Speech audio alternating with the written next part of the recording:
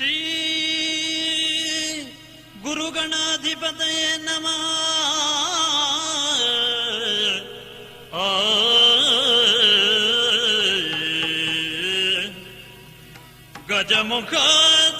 ಗಜಮುಖದವಾಗೆ ಗಣಪಗೆ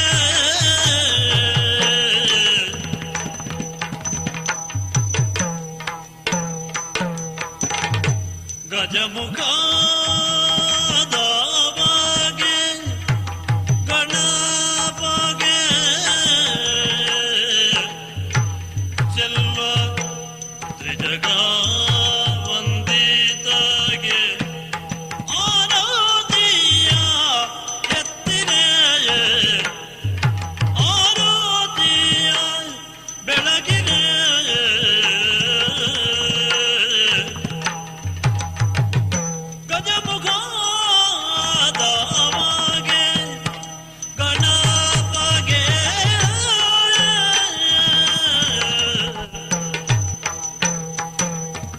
ಕರದೊಳ್ಳು ಪರಶುಪಾಶಾಂಕುಶಧರನಿಗೆ ಹರುಷದಿ ಭಕ್ತರ ಪೊರೆವವಾಗೆ ಪುರಗಭೂಷಣನ ಸುಕುಮಾರ ಗಜವದನನ ಶರಣಗುವಲೋಕೆ ಆರತಿ ಎತ್ತಿರೆ ಆರತಿಯ ಬೆಳಗಿರೆ ಆರತಿ ಎತ್ತಿರೆ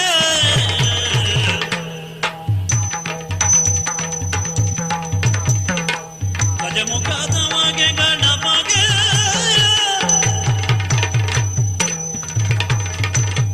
ದಿಂದ ನಿನ್ನತ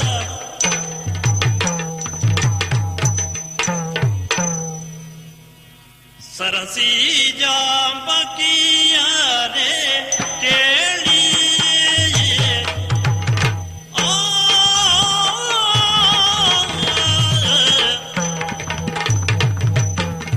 ಸರಸಿ ಜಾಂಬಕಿಯರೆ ಕೇಳಿ ಶಶಿ ಪರಂಪರೆಯಳು ರಾಜ್ಯವಾಳಿ ಶಶಿ ಪರಂಪರೆಯಳು ರಾಜ್ಯವಾಳಿ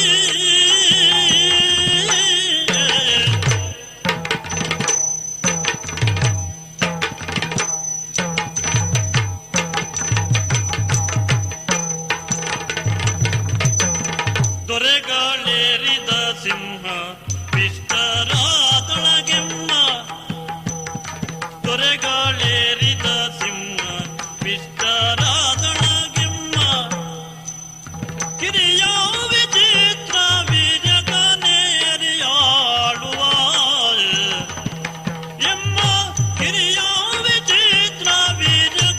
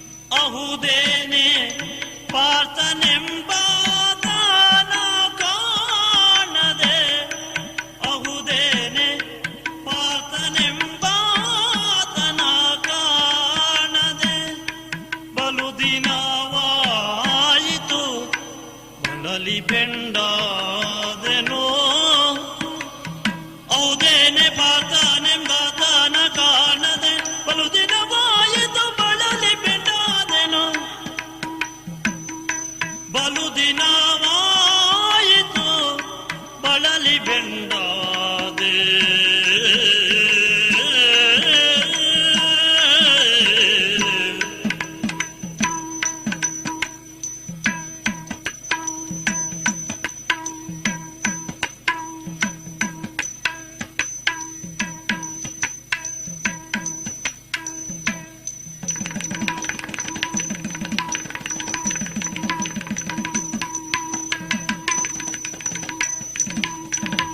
ಬಹುದೇನೆ ಪಾರ್ಥನೆಂಬಾತನ ಕಾಣದೆ ಬಲುದೇನವಾಯಿತು ಬಳಲಿ ಬೆಂಡಾದೆನು ಬಳಲಿ ಬೆಂಡಾದೆನು ಬಹುದೇ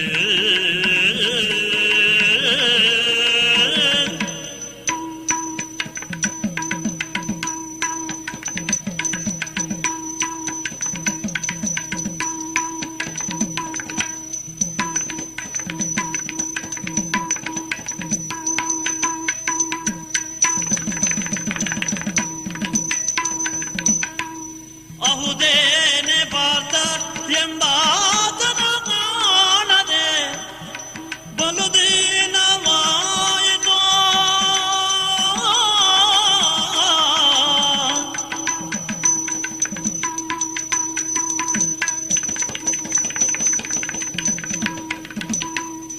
ಅಹುದೇ ಎನ್ನ ಯಾರಮನ ಎಳೆಲೆದಗಿ ಅಹುದೇ ಎನ್ನ ಯಾರಮನ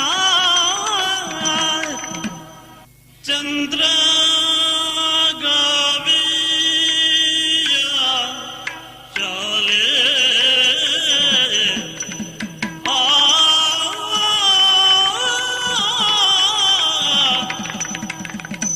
ಚಂದ್ರ ಗಾವಿಯ ಶಾಲೆ ಕೊಡುವೆ ನುಡಿ ಚಂದದಿಂದಲಿ ಬಾಲೆ ಕೊಡುವೆ ನುಡಿ ಚಂದದಿಂದಲಿ ಬಾಲೆ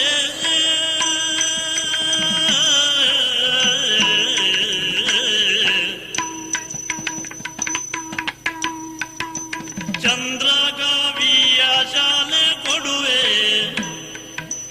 ಚಂದ್ರಗಾವಿಯ ಶಾಲೆ ಕೊಡುವೆ ನುಡಿ ಚಂದದಿಂದಲಿ ಬಾಲೆ ಕೊಡುವೆ. ಸರ್ ನಮಸ್ತೆ ಸರ್. ನಮಸ್ತೆ. ತಾವು ಅದೇ ಈಗ ನನಗೆ ಗೊತ್ತಿದ್ದ ಹಾಗೆ ನನ್ನ ತಂದೆಯವರು ಯಾವಾಗಲೂ ಹೇಳ್ತಾ ಇದ್ರು, ನೀವು ಕಟೀಲು ಮೇಳದಲ್ಲಿ ನಿಮ್ಮ ದೇವಿ ಮಾಡಿಕೊಂಡು, ಅಂದರೆ ಮುಖ್ಯ ಸ್ತ್ರೀ ವೇಷಧಾರಿಯಾಗಿ ನೀವು ಇದ್ದ ಕಾಲದಲ್ಲಿ ಬಹಳ ಒಂದು ಒಳ್ಳೆಯ ದೇವಿ, ಅಂಥ ಒಂದು ದೇವಿಯನ್ನು ನಾನು ನನ್ನ ಜೀವನದಲ್ಲಿ ಇದುವರೆಗೆ ನೋಡಿದ್ದಿಲ್ಲ ಅಂತ ಹೇಳಿ ನನ್ನ ತಂದೆಯವರು ಹೇಳ್ತಾ ಇದ್ರು.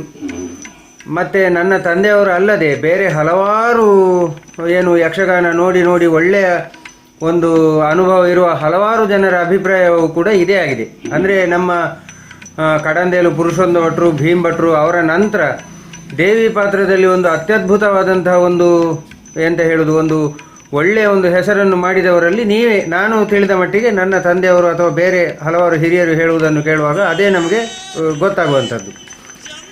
ಈ ಹಿನ್ನೆಲೆಯಲ್ಲಿ ಅಂದರೆ ಈಗ ಇಷ್ಟು ವರ್ಷ ನೀವು ಅಂದರೆ ಬಹಳ ಬೇಗ ನೀವು ನಿವೃತ್ತಿಯನ್ನು ಕೂಡ ತೆಗೆದುಕೊಂಡ್ರಿ, ಬೇರೆ ಬೇರೆ ಕಾರಣಗಳು ಇರ್ಬೋದು ಅದಕ್ಕೆ.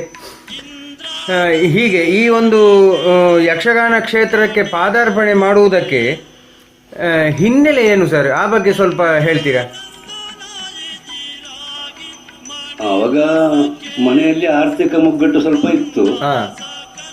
ಮತ್ತೆ ಮಕ್ಕಳಿಗೆ ಏನು ಉದ್ಯೋಗ ಕೊಡುವುದು ಅನ್ನೋ ಸಮಸ್ಯೆಯು ತಂದೆ ತಾಯಿಗಳಲ್ಲಿ ಇತ್ತು. ಕರೆಕ್ಟ್. ಅಂತಹ ಕಾಲದಲ್ಲಿ ಹೂವಿನ ಕೋಲು ಅಂತ ಮಾಡ್ತಾ ಇದ್ರು.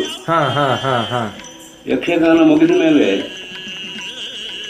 ಈ ಅನುಭವಿ ಕೆಲವು ಕಲಾವಿದರು ಮಕ್ಕಳನ್ನು ಹಾಕೊಂಡು ನವರಾತ್ರಿಯಲ್ಲಿ ಮನೆ ಮನೆಗೆ ಹೂವಿನ ಕೋಲು ಮಾಡಿಕೊಂಡು ತಿರುಗಾಟ ಮಾಡ್ತಾ ಇದ್ರು. ಕರೆಕ್ಟ್, ಹೌದು, ನಾನು ಕೇಳಿ ತಿಳಿದಿದ್ದೇನೆ. ನಾನು ಕೂಡ ಹೂವಿನ ಕೋಲಿಗೆ ಸೇರಿದೆ ಪ್ರಥಮವಾಗಿ. ಅದು ಕೇವಲ 9 ದಿವಸದ ಕಾರ್ಯಕ್ರಮ. ಅದು ಹಾಗೆ ಯಕ್ಷಗಾನದ ಒಂದು ಅಭಿಮಾನ, ಅಭಿರುಚಿ, ಆಸಕ್ತಿ ನನ್ನಲ್ಲಿ ಉಂಟಾಯಿತು. ಹಾಗೆ ಯಾರು ನನ್ನನ್ನು ಹೂವಿನ ಕೋಲಿಗೆ ಕರೆದುಕೊಂಡು ಹೋಗಿದ್ರು ಅವರು ಅದೇ ವರ್ಷ ನನ್ನನ್ನು ಮೇಳಕ್ಕೆ ಸೇರಿಸಿದ್ರು. ಯಾವ ಮೇಳಕ್ಕೆ? ಅಮೃತೇಶ್ವರಿ ಮೇಳದಲ್ಲಿ ನಾನು ಗೆಜ್ಜೆ ಕಟ್ಟಿದೆ. ಅಂದ್ರೆ ಬಡಗುತಿಟ್ಟು ನಾಟ್ಯಾಭ್ಯಾಸವನ್ನು ನೀವು ಮಾಡಿದವರು? ಹೌದು, ಬಡಗುತಿಟ್ಟಿನ ಅಭ್ಯಾಸ ಅಂತ ಹೇಳಿದ್ರೆ ಒಂದು ಮೇಳಕ್ಕೆ ಸೇರಿದ ಮೇಲೆ ಒಂದು 15 ದಿವಸ ಮಳೆಗಾಲದಲ್ಲಿ ಹೆರಂಜಾಲು ವೆಂಕಟರಮಣ ಗಾಣಿಗರಲ್ಲಿ ನಾನು ನಾಟ್ಯಾಭ್ಯಾಸ ಅಭ್ಯಾಸ ಮಾಡಿದೆ. ಮತ್ತೆ ಮೇಳದಲ್ಲಿ ಎಲ್ಲ ಹೇಳಿ ಕೇಳಿ ನೋಡಿ ಮಾಡಿ ಕಲ್ತದ್ದೇ ಬಿಟ್ಟರೆ ಮತ್ತೆ ಬೇರೆ ಏನು ವಿಶೇಷವಾದ ಅಧ್ಯಯನ ಅಂತ ಹೇಳಲಿಕ್ಕೆ ಬರುವುದಿಲ್ಲ ನನಗೆ. ಹಾಗೆ 2 ವರ್ಷ ಅಮೃತೇಶ್ವರಲ್ಲಿ ಇದ್ದೆ, ನಿತ್ಯ ವೇಷ, ಸಖಿಸಿ ವೇಷ ಮಾಡಿಕೊಂಡಿದ್ದೆ. ಹಾಗೆ 2 ವರ್ಷ ಮಾರನಕಟ್ಟೆಯಲ್ಲಿ ತಿರುಗಾಟ ಮಾಡಿದೆ ನಾನು. ಮಾರನಕಟ್ಟೆಯಲ್ಲಿ ತಿರುಗಾಟ ಮಾಡಿದ ನಂತರ ಮಂಗಳೂರು ಕಡೆಯಿಂದ ವಿಠಲ್ ಶೆಟ್ರು, ಕಲ್ಲಾಡಿ ವಿಠಲ್ ಶೆಟ್ರನವರು ತೆಂಕು ಬಡಗಿನ ರಾಜರಾಜೇಶ್ವರಿ ಮೇಳ ಅಂತ ತಯಾರು ಮಾಡಿದ್ರು ಅವರು. ಆವಾಗ ಬಡಗಿನಿಂದ ಹುಡುಗರ ಒಂದು ಆಯ್ಕೆಯಲ್ಲಿ ನನ್ನನ್ನು ಆರಿಸಿದ್ರು ಅವರು. ಹಾಗೆ ನಾನು ತೆಂಕುತಿಟ್ಟಿಗೆ ಹೋದೆ, ರಾಜರಾಜೇಶ್ವರ ತಿರುಗಾಟ ಮಾಡಿದೆ. 3 ವರ್ಷ ಬಡಗುತಿಟ್ಟನ್ನು ಅವರು ನಿಲ್ಲಿಸಿದರು. ಕರ್ನಾಟಕ ಕಲಾವಿಹಾರ ಅಂತ ಹೇಳಿ ಒಂದು ಮೇಳ ಮಾಡಿದ್ರು, ಅದರಲ್ಲಿ ನನ್ನನ್ನು ಉಳಿಸಿಕೊಂಡ್ರು. ನಾನು ಹಾಗೆ ಕಲಾವಿಹಾರದಲ್ಲಿ ತಿರುಗಾಟ ಮಾಡಿ ಮಗದೊಂದು ವರ್ಷಕ್ಕೆ ನನ್ನನ್ನು ಕಟೀಲು ಮೇಳಕ್ಕೆ ಹಾಕಿದ್ರು. ಅಂದ್ರೆ ಇದು ರಾಜರಾಜೇಶ್ವರಿ ಮೇಳದಲ್ಲಿ ಬಡಗು ಮತ್ತೆ ತೆಂಕು ಮಿಶ್ರಣ? ಹೌದೌದು, 2 ತಿಟ್ಟು, 2 ಮೇಳ, ಆಟ ಒಂದೇ ಆಗ್ತಿತ್ತು. ಆವಾಗ ನಾನು ಬಡಗಿನಿಂದ ಇದ್ದೆ, ಮತ್ತೆ ತೆಂಕಿನ ಕೆಲವು ಸಣ್ಣ ಸಣ್ಣ ವೇಷಗಳನ್ನು ಆ ಸಮಯದಲ್ಲಿ ನಾನು ಮಾಡ್ತಾ ಇದ್ದೆ. ಇದನ್ನೆಲ್ಲ ಗಮನಿಸಿದಂತ ವಿಠಲ್ ಶೆಟ್ರು ಇವನು ತೆಂಕು ತಿಟ್ಟಿಗೆ ಹೊಂದಿಕೊಳ್ತಾನೆ ಅಂತ ಗುರುತಿಸಿ ನನ್ನನ್ನು ಉಳಿಸಿಕೊಂಡ್ರು. ಹಾಗೆ ಕಲಾವಿಹಾರದಲ್ಲಿ ತಿರುಗಾಟ ಮಾಡಿದ ನಂತರ ಕಟೀಲು ಮೇಳಕ್ಕೆ ನನ್ನನ್ನು ಪ್ರಧಾನ ಸ್ತ್ರೀವೇಷಧಾರಿಯಾಗಿ ಮಾಡಿದರು. ಅದರಲ್ಲಿ ದೇವಿ ಒಂದು ಪಾತ್ರವನ್ನ ಗೋವಿಂದ ಬಾವಿಯವರು, ಭೀಮ್ ಭಟ್ರು ಮತ್ತೆ ಪುರುಷೋತ್ತಮ ಭಟ್ರು 1 ವರ್ಷ ಮಾಡಿದ್ರು. ನಂತರ ಆ ಪಾತ್ರವು ನನಗೆ ಬಂತು. ದೇವಿ ಪಾತ್ರದ ಬಗ್ಗೆ ವಿಶೇಷವಾಗಿ ನಾನು ಅದು ಹಾಗೆ ಮಾಡಬೇಕು ಹೇಗೆ ಮಾಡಬೇಕು ಅಂತ ಯೋಚನೆ ಮಾಡಿ ನಾನು ಮಾಡಿದ್ದಿಲ್ಲ. ಮುಖ್ಯವಾಗಿ ಅಲ್ಲಿ ಕ್ಷೇತ್ರಕ್ಕೆ ಅಷ್ಟು ಮಹತ್ವ ಉಂಟು. ಕರೆಕ್ಟ್. ಕಟೀಲು ಮೇಳ ಅಂತ ಹೇಳಿದ್ರೆ ದೇವಿಯದ್ದೇ ಒಂದು ಅಮೂಲ್ಯವಾದ ಸ್ಥಾನ ಅದು. ಕರೆಕ್ಟ್. ಅಷ್ಟು ಶ್ರದ್ಧೆಯಿಂದ ಭಕ್ತಿಯಿಂದ ಆಟ ಆಡಿಸೋರು ಕೂಡ ಬಹಳ ಶ್ರದ್ಧೆಯಲ್ಲಿ ಅವರು ಆಟ ಆಡಿಸ್ತಾರೆ. ಕರೆಕ್ಟ್. ಆ ಒಂದು ವಾತಾವರಣದಲ್ಲಿ ನಮಗೂ ಕೂಡ ಒಂದು ದೈವಿ ಶಕ್ತಿಯ ಒಂದು ಸ್ಫುರಣ ಆಗೋದು ಸಹಜ. ನಾನು ಮನಗಂಡಿದ್ದೇನೆ. ಯಾಕಂದ್ರೆ ನಾವು ಹಗಲಿನಲ್ಲಿ ಹಾಗೆ ಇರಲಿ, ಬೇರೆ ಯಾವುದೇ ರಂಗಸ್ಥಳಕ್ಕೆ ಹೋಗುವ ಸಂದರ್ಭದಲ್ಲಿ ಆ ದೇವಿಯ ಸ್ಥಾನಕ್ಕೆ ಬಹಳ ಒಂದು ಗೌರವವನ್ನು ಸಲ್ಲಿಸಿ ರಂಗಸ್ಥಳಕ್ಕೆ ಹೋಗುವ ಒಂದು ಸಂಪ್ರದಾಯ ಇತ್ತು. ಮತ್ತೆ ಅದು ದೇವರು ಈ ಕಲ್ಪನೆಯನ್ನೇ ಮನಸ್ಸಲ್ಲಿ ಇಟ್ಕೊಂಡು ನಾನು ಕೆಲಸ ಮಾಡೋದಿಲ್ಲಾಗಿತ್ತು. ಅದೇನಿದ್ರು ಅಂತರಂಗಕ್ಕೆ ಸಂಬಂಧಪಟ್ಟದ್ದು. ಕರೆಕ್ಟ್. ಬಾಹ್ಯ ವಿಷಯಕವಾಗಿ ನಾನು ರಂಗಸ್ಥಳದಲ್ಲಿ ಕೆಲಸ ಮಾಡಬೇಕಲ್ಲ, ಅದು ಹೇಗೆ ಮಾಡಬೇಕು ಇದರ ಬಗ್ಗೆ ನಾನು ಗಮನ ಕೊಡ್ತಾ ಇದ್ದೆ. ಆದ್ರೆ ಆ ಸ್ಥಾನಕ್ಕೆ ಚ್ಯುತಿಬಾರದ ರೀತಿಯಲ್ಲಿ ನಾನು ವ್ಯವಹರಿಸ್ತಾ ಇದ್ದೆ.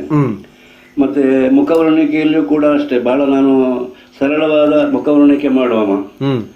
ದೇವಿ ಮಹಾತ್ಮೆಯಲ್ಲಿ ಆ ಮುದ್ರೆ ಗಿದ್ರೆ ಇದೆಲ್ಲ ಹಾಕಿದ್ರೆ ಆ ಬೇರೆ ವೇಷಕ್ಕೂ ಇದಕ್ಕೂ ಹೆಚ್ಚು ವ್ಯತ್ಯಾಸ ಇರುವುದಿಲ್ಲ ಅನ್ನೋದನ್ನ ಗಮನಿಸಿ ಗೆರೆಗೆ ಸಂಖ್ಯೆಗಳನ್ನೆಲ್ಲ ಬಹಳ ಕಡಿಮೆ ಮಾಡಿ ಅದು ವಿರಳವಾಗಿ ಕಾಣುವ ಹಾಗೆ ನಾನು ಮಾಡ್ತಾ ಇದ್ದೆ.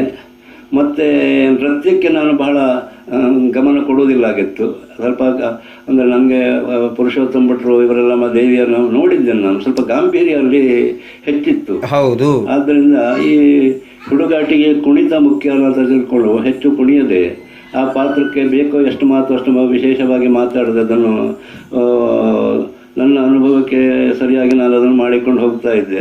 ಅದು ಜನರಿಗೆ ಬಹುಶಃ ಅದು ಹಿಡಿಸಿರಬೇಕು. ಹಾಗಾಗಿ ಕೃಷ್ಣದೇವಿ ಪಾತ್ರ ಬಹಳ ಒಳ್ಳೇದು ಮಾಡ್ತಾನಂತ ಹೇಳಿರಬಹುದು. ಆದ್ರೆ ನನಗೆ ಬೇರೆ ಪಾತ್ರಗಳು ಒಂದೇ, ದೇವಿ ಪಾತ್ರಗಳು ಒಂದೇ, ಅದರಲ್ಲಿ ಏನು ಬೇರೆ ತಾರತಮ್ಯ ಎಣಿಸಿಕೊಂಡು ಮಾಡೋದಿಲ್ಲ. ಆದ್ರೆ ಜನರಿಗೆ ಮನಸ್ಸಿಗೆ ಅನಿಸಿದನ್ನು ಹೇಳುವುದು ಸಹಜ. ಹಾಗೆ ಇವತ್ತು ಯಕ್ಷಗಾನ ಕ್ಷೇತ್ರದಲ್ಲಿ ಒಬ್ಬೊಬ್ಬರ ವೇಷ ಒಂದೊಂದರಲ್ಲಿ ಪ್ರಾಮುಖ್ಯತೆಯನ್ನು ಪಡೆದದ್ದುಂಟು. ಹಾಗೆ ನನ್ನ ಬಗ್ಗೆ ಜನರು ಹೇಳಿರಬಹುದು. ಅಷ್ಟು ಬಿಟ್ಟರೆ ಮತ್ತೆ ಹೇಳಲಿಕ್ಕೇನು ವಿಷಯ ಕಾಣೋದಿಲ್ಲ. ಮತ್ತೆ ನೀವು ನೋಡಿ, ಅಲ್ಲಿ ರಾಜರಾಜೇಶ್ವರಿ ಮೇಳದಲ್ಲಿ ಬಡಗುನಲ್ಲಿ ಯಾವೆಲ್ಲ ಕಲಾವಿದರಿದ್ರು ನಿಮ್ಮ ಜೊತೆ? ಹಿರಿಯ ಕಲಾವಿದರು ಅಲ್ಲಿ ಬಡಗಿನಿಂದ ಹಾರಾಡಿ ಕುಷ್ಟಗಾಣಿಗರು, ಆಮೇಲೆ ಹಾಸ್ಯಗಾರ ಕೊರಗು, ಆಮೇಲೆ ಭಾಗವತಿಕೆಗೆ ಮರವಂತಿ ನರಸಿಂಹದಾಸರು, ಆಮೇಲೆ ಸ್ತ್ರೀ ವೇಷಕ್ಕೆ ಅರಾಟೆ ಮಂಜುನಾಥ, ಮತ್ತು ಮತ್ತೆ ಕೆಲವರು ಈಗ ಮತ್ತೆ ತೆಂಕಿನಲ್ಲೆಲ್ಲ ಯಾರಿದ್ರು? ತೆಂಕಿನಲ್ಲಿ ನಾನು ಕಲಾವಿಹಾರದಲ್ಲಿ ತಿರುಗಾಟ ಮಾಡುವಾಗ, ರಾಜರಾಜೇಶ್ವರಿಯಲ್ಲಿ ತಿರುಗಾಟ ಮಾಡುವಾಗ ಬೋಳಾರ ನಾರಾಯಣ ಶೆಟ್ಟರ್ ಇದ್ರು, ಆಮೇಲೆ ಅಳಕೆ ರಾಮೇರೈ ಇದ್ರು, ಅಳಕೆ ರಾಮೇರೈಗಳಿದ್ರು, ಆಮೇಲೆ ಮೆಜಾರು ಅಣ್ಣಪ್ಪ ಇದ್ರು, ಆಮೇಲೆ ದಾಮೋದರ ಮಂಡೆಚ್ಚರು ಹಾಡುಗಾರಿಕೆಯಲ್ಲಿದ್ರು, ಮತ್ತೆ ಸುಬ್ಬಯ್ಯ ಶೆಟ್ಟರು ಅಂತ, ಮತ್ತೆ ಸುಮಾರು ಕಲಾವಿದರು, ಲಕ್ಷ್ಮಣ ಶೆಟ್ಟಿ ಅಂತ ಮತ್ತೊಬ್ಬರು ಎಲ್ಲ ಇದ್ದಾರೆ. ಕೆಲವರೆಲ್ಲ ಈಗ ಒಬ್ಬೊಬ್ಬರದ್ದು ಹೆಸರು ನೆನಪು ಹೋಯ್ತು. ನಾನು ಯಕ್ಷಗಾನ ಬಿಟ್ಟೆ 25 ವರ್ಷ ಆಯ್ತು ಈಗ. ಕರೆಕ್ಟ್. ಮತ್ತೆ ಯಕ್ಷಗಾನ ಬಿಡುವಾಗ ಅಂದರೆ ನಾನು ಸಂಪೂರ್ಣ ಮನೆಯಲ್ಲಿ ನಿಲ್ಲುವ ವ್ಯವಸ್ಥೆ ಮಾಡಿಕೊಂಡಿರುವಾಗ ಮತ್ತೆ ಅದನ್ನು ತಲೆಗೆ ಹಚ್ಚಿಕೊಳ್ಳಿಕ್ಕೂ ನನಗೆ ಅವಕಾಶ ಸಿಗಲಿಲ್ಲ. ನೀವು ಯಕ್ಷಗಾನವನ್ನು ವೃತ್ತಿಯಾಗಿ ಆರಿಸಿಕೊಂಡಿದ್ದವರು 25 ವರ್ಷದ ತಿರುಗಾಟದಲ್ಲಿ. ಆಮೇಲೆ ನೀವು ಯಕ್ಷಗಾನವನ್ನು ಬಿಟ್ಟ ನಂತರ ನೀವು ಯಾವ ವೃತ್ತಿಯನ್ನು ನೀವು ಮಾಡಿಕೊಂಡು ಇದ್ರಿ? ಯಕ್ಷಗಾನವನ್ನು ಬಿಟ್ಟ ಮೇಲೆ ಬೇರೆ ಯಾವ ಮೇಳಕ್ಕೂ ಹೋಗಲಿಲ್ಲ. ಹೌದು, ಬೇರೆ ಯಾವ ಮೇಳಕ್ಕೂ ಹೋಗಲಿಲ್ಲ. ಮತ್ತೆ ಇಲ್ಲಿ ವೃತ್ತಿ ಅಂತ ಹೇಳಿದ್ರೆ ನಮ್ಮ ಹುಡುಗರೆಲ್ಲ ಸಣ್ಣವರಾಗಿದ್ರು, ಸಣ್ಣ ಕ್ಲಾಸ್ನಲ್ಲಿದ್ದರು. ನಮ್ಮ ತಂದೆಯವರು ಮೊದಲಿಂದಲೂ ಸ್ವಲ್ಪ ತೆಂಗಿನಕಾಯಿ ವ್ಯಾಪಾರ ಮಾಡ್ಕೊಂಡಿದ್ರು. ಕರೆಕ್ಟ್. ಅವರ ಜೀವನಕ್ಕೆ ನಾನು ಒಬ್ಬನೇ ಮಗ ನನ್ನ ತಂದೆಗೆ. ಅದರ ಅನುಭವ ಸ್ವಲ್ಪ ನನಗುಂಟು. ಯಾಕಂದ್ರೆ ನಾನು ಮೇಳ ಮುಗಿದು ಮಳೆಗಾಲಕ್ಕೆ ಮನೆಗೆ ಬಂದವಾಗ ಸ್ವಲ್ಪ ನಾನು ಆ ವ್ಯವಸಾಯ ಮಾಡ್ತಾ ಇದ್ದೆ. ಆದರೆ ಬದುಕಲಿಕ್ಕೆ ಏನಾದರೂ ಒಂದು ದಾರಿ ಬೇಕಲ್ಲ. ಹಾಗಾಗಿ ನನ್ನ ಗಮನವನ್ನೆಲ್ಲ ಸಂಪೂರ್ಣ ತೆಂಗಿನಕಾಯಿ ವ್ಯಾಪಾರಕ್ಕೆ ಹರಿಸಿದೆ ನಾನು. ಆಯಿತಾ, ದೇವರ ಅನುಗ್ರಹದಿಂದ ಎಷ್ಟೊತ್ತವರೆಗೆ ನಡೆದುಕೊಂಡು ಬಂತು, ಅದರಿಂದ ಬದುಕಿದೆ. ಆಯಿತಾ, ಈಗೆಲ್ಲ ಅದನ್ನು ವ್ಯಾಪಾರ ಎಲ್ಲ ಕಡಿಮೆ ಮಾಡ್ತಾ ಬಂದಿದ್ದೇನೆ. ಮಕ್ಕಳೆಲ್ಲ ಏನಾದರೂ ದುಡಿಮೆ ಮಾಡಿಸೋದು ಸ್ವಲ್ಪ ಕಳಿಸ್ತಾ ಇದ್ದಾರೆ. ಅದರಿಂದ ಮನೆ ಒಳ್ಳೆ ರೀತಿಯಲ್ಲಿ ನಡ್ಕೊಂಡು ಹೋಗ್ತಾ ಇದೆ. ಏನು ತೊಂದರೆ ಏನೂ ಇಲ್ಲ. ಹಾಗೆ ಸರ್, ಈ ಯಕ್ಷಗಾನ ಕ್ಷೇತ್ರವನ್ನು ಹೊಟ್ಟೆಪಾಡಿಗಾಗಿಯೇ ಆಯ್ಕೆ ಮಾಡುವ ಯುವಕರಿಗೆ ನೀವು ಏನು ಸಲಹೆ ಕೊಡಲಿಕ್ಕೆ ಇಷ್ಟಪಡ್ತೀರಿ? ಅಂದರೆ ಅವರು ಹೊಟ್ಟೆಪಾಡಿಗಾಗಿ ಆಯ್ಕೆ ಮಾಡಿಕೊಳ್ಳಿ, ಪರವಾಗಿಲ್ಲ. ಆದರೆ ಅವರು ಯಾವ ಮನೋಧರ್ಮದಿಂದ ಅವರು ಯಕ್ಷಗಾನ ಕ್ಷೇತ್ರವನ್ನು ಸೇರಬೇಕು? ಇದರಿಂದ ಯಕ್ಷಗಾನಕ್ಕೂ ಏಳಿಗೆ ಆಗಬೇಕು, ಅವರಿಗೂ ಒಳ್ಳೆಯದಾಗಬೇಕು. ಹೊಟ್ಟೆಪಾಡಿಗಾಗಿ ಯಕ್ಷಗಾನವನ್ನು ಆರಿಸಿಕೊಳ್ತೇನೆ ಅಂತ ಹೇಳುವುದು ಅಷ್ಟು ಸಮಂಜಸವಾಗಿ ಕಾಣುವುದಿಲ್ಲ. ಯಕ್ಷಗಾನದ ಮೇಲೆ ಪ್ರೀತಿ, ಅಭಿಮಾನ, ಕಲಾತ್ಮಕವಾಗಿ ಏನಾದರೂ ಸಾಧನೆ ಮಾಡಬೇಕು ಎನ್ನುವಂಥ ಮನೋಭಾವನೆ ಇದ್ದಾವಾಗ ಯಕ್ಷಗಾನವನ್ನು ಆರಿಸಿಕೊಳ್ಳೋದು ಬಹಳ ಸೂಕ್ತ ಅಂತ ನನ್ನ ಅನಿಸಿಕೆ. ಕರೆಕ್ಟ್. ಯಾಕೆಂದರೆ ಇವತ್ತಿನ ದಿವಸ ಯಕ್ಷಗಾನಕ್ಕೆ ಹೇಳಿ ಸರ್, ಬಹಳಷ್ಟು ಪ್ರಚಾರ ಸಿಗ್ತಾ ಇದೆ. ಹೌದೌದು, ಬಹಳಷ್ಟು ಪ್ರಚಾರ. ವಿದ್ಯಾವಂತರು ಕೂಡ ಇವತ್ತು ಯಕ್ಷಗಾನವನ್ನು ಗೌರವಿಸ್ತಾ ಇದ್ದಾರೆ. ಆದ್ದರಿಂದ ಯಕ್ಷಗಾನದ ಕ್ಷೇತ್ರದಲ್ಲಿ ನಾವು ಹೇಗೆ ವ್ಯವಹರಿಸಬೇಕು, ಹೇಗೆ ಸಾಧನೆ ಮಾಡಬೇಕು, ಇದನ್ನು ಯಕ್ಷಗಾನವನ್ನು ಸೇರುವಂತಹ ವಿದ್ಯಾರ್ಥಿ ದೆಸೆಯಲ್ಲಿರುವಂತಹ ಹುಡುಗರು, ಯುವಕರು ಚೆನ್ನಾಗಿ ಮನಗಾಣಬೇಕು. ಖಂಡಿತವಾಗಿಯೂ ಆ ಯಕ್ಷಗಾನ ಕ್ಷೇತ್ರದಲ್ಲಿ ಸಾಧನೆ ಮಾಡಿದರೆ ಬಹಳ ಎತ್ತರಕ್ಕೂ ಕೂಡ ಏರುವುದಕ್ಕೆ ಸಾಧ್ಯವಿದೆ. ಮತ್ತು ಇವತ್ತು ಆರ್ಥಿಕ ದೃಷ್ಟಿಯಿಂದಲೂ ಕೂಡ ಯಕ್ಷಗಾನ ಆಗಬಹುದು ಅಂತ ಅನಿಸಿದೆ. ಒಂದು ಕಾಲದಲ್ಲಿ ನಾವೆಲ್ಲ ಹುಡುಗಾಟಿಕೆಯಲ್ಲಿರುವಾಗ ಆರ್ಥಿಕವಾಗಿ ನಮಗೆ ಇಲ್ಲಿ ಈ ಕ್ಷೇತ್ರದಲ್ಲಿ ಏನು ಅನುಕೂಲ ಇಲ್ಲ. 8-9 ಮೈಲು ನಡ್ಕೊಂಡು ಹೋಗಿ ಮಧ್ಯಾಹ್ನದ ಊಟ ಸಿಕ್ಕಿದ್ರೆ ಆಯಿತು, ಸಿಕ್ಕದೇ ಇದ್ರೆ ಆಯಿತು. ಹೌದು, ಕರೆಕ್ಟ್. ಇಂತಹ ಕಷ್ಟ ಕಾಲದಲ್ಲಿಯೂ ಕೂಡ ಯಕ್ಷಗಾನವನ್ನು ನಾವು ಬಿಡದೆ ಯಕ್ಷಗಾನ ಕ್ಷೇತ್ರದಲ್ಲಿ ಇದ್ದು ಸೇವೆಯನ್ನು ಸಲ್ಲಿಸಿದವರು. ಆದ್ದರಿಂದ ಆ ಕ್ಷೇತ್ರವನ್ನು ನಮಗೆ ಇವತ್ತು ಗಣನೆಗೆ ತಂದುಕೊಳ್ಳುವಾಗ ಅದೊಂದು ಸಾಧನೆಯ ಕ್ಷೇತ್ರ. ಕರೆಕ್ಟ್. ಮನುಷ್ಯನಿಗೆ ಸಾಧನೆ ಮಾಡಲಿಕ್ಕೆ ಬಹಳಷ್ಟು ಅವಕಾಶಗಳುಂಟು. ಬೇರೆ ಬೇರೆ ಕ್ಷೇತ್ರಗಳಲ್ಲಿ ಸಾಧನೆ ಮಾಡಿದರೆ ಅದಕ್ಕೆ ಒಂದು ನಿಯಮಿತವಾದಂಥ ಒಂದು ಸೀಮಿತವಾದ ಒಂದು ಸಂದರ್ಭ ಇದೆ. ಯಕ್ಷಗಾನಕ್ಕೆ ಹಾಗಲ್ಲ, ಎಷ್ಟು ಕಲಿತರೂ ಎಷ್ಟು ಕಲಿಯಬಹುದು. ಕರೆಕ್ಟ್. ಎಷ್ಟು ತಿಳುವಳಿಕೆಯನ್ನು ಸಂಪಾದನೆ ಮಾಡಿಕೊಳ್ಳಬಹುದು, ಇನ್ನೊಬ್ಬರಿಗೆ ಎಷ್ಟು ತಿಳುವಳಿಕೆಯನ್ನು ಕೊಡಬಹುದು. ಕರೆಕ್ಟ್. ಅಂತಹ ಒಂದು ಯಕ್ಷಗಾನ ಕ್ಷೇತ್ರ ಅದು. ಒಂದೆರಡು ಬಗೆಯಲ್ಲಿ ಅಲ್ಲ, ನಾವು ಜೀವನದ ಕೊನೆಯವರೆಗೂ ಅಭ್ಯಾಸ ಮಾಡಲಿಕ್ಕೆ ಈ ಯಕ್ಷಗಾನದಲ್ಲಿ ಸಾಕಷ್ಟು ಉಂಟು. ಕರೆಕ್ಟ್. ಸಂಪೂರ್ಣ ಬುದ್ಧಿವಂತ, ಸಂಪೂರ್ಣ ತಿಳಿದವ ಅಂತ ಹೇಳಲಿಕ್ಕೆ ಸಾಧ್ಯವೇ ಇಲ್ಲ. ಆದ್ದರಿಂದ ಯಕ್ಷಗಾನ ಕಲೆಯಲ್ಲಿ ಗೌರವ ಬೇಕು. ಅದರ ಬಗ್ಗೆ ಅಭಿಮಾನ, ಪ್ರೀತಿಯಿಂದ ಅದನ್ನು ಮೇಲ್ಮಟ್ಟಕ್ಕೆ ತರುವಂತಹ ಪ್ರಯತ್ನವನ್ನು ಕಲಾವಿದರು ಮಾಡಬೇಕು. ಇದು ಈ ಮನೋಭಾವನೆಯಿಂದ ಬಂದರೆ ಒಳ್ಳೆಯದು. ಒಳ್ಳೆಯದು. ಯಕ್ಷಗಾನದ ಶಾಸ್ತ್ರೀಯತೆ ಅಥವಾ ಪಾರಂಪರಿಕ ಯಕ್ಷಗಾನ ಅಥವಾ ಸಾಂಪ್ರದಾಯಿಕ ಯಕ್ಷಗಾನ ಇದರ ಗುಣಲಕ್ಷಣಗಳ ಬಗ್ಗೆ ಸ್ವಲ್ಪ ಹೇಳ್ತೀರಾ ಸರ್?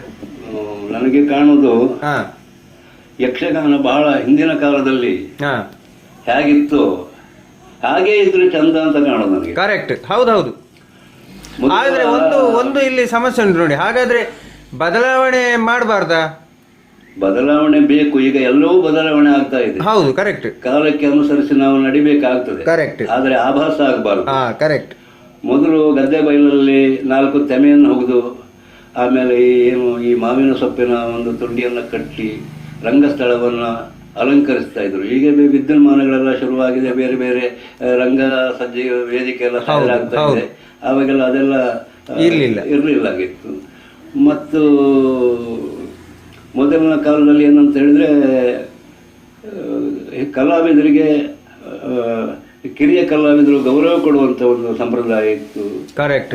ನಿದ್ದೆಗೆಟ್ಟು ಹಿರಿಯ ಕಲಾವಿದರು ಏನು ಮಾಡ್ತಾ ಇದ್ದಾರೆ ರಂಗಸ್ಥಳದ ಇದನ್ನು ನೋಡುವಂತಹ ಪ್ರವೃತ್ತಿ ಇತ್ತು.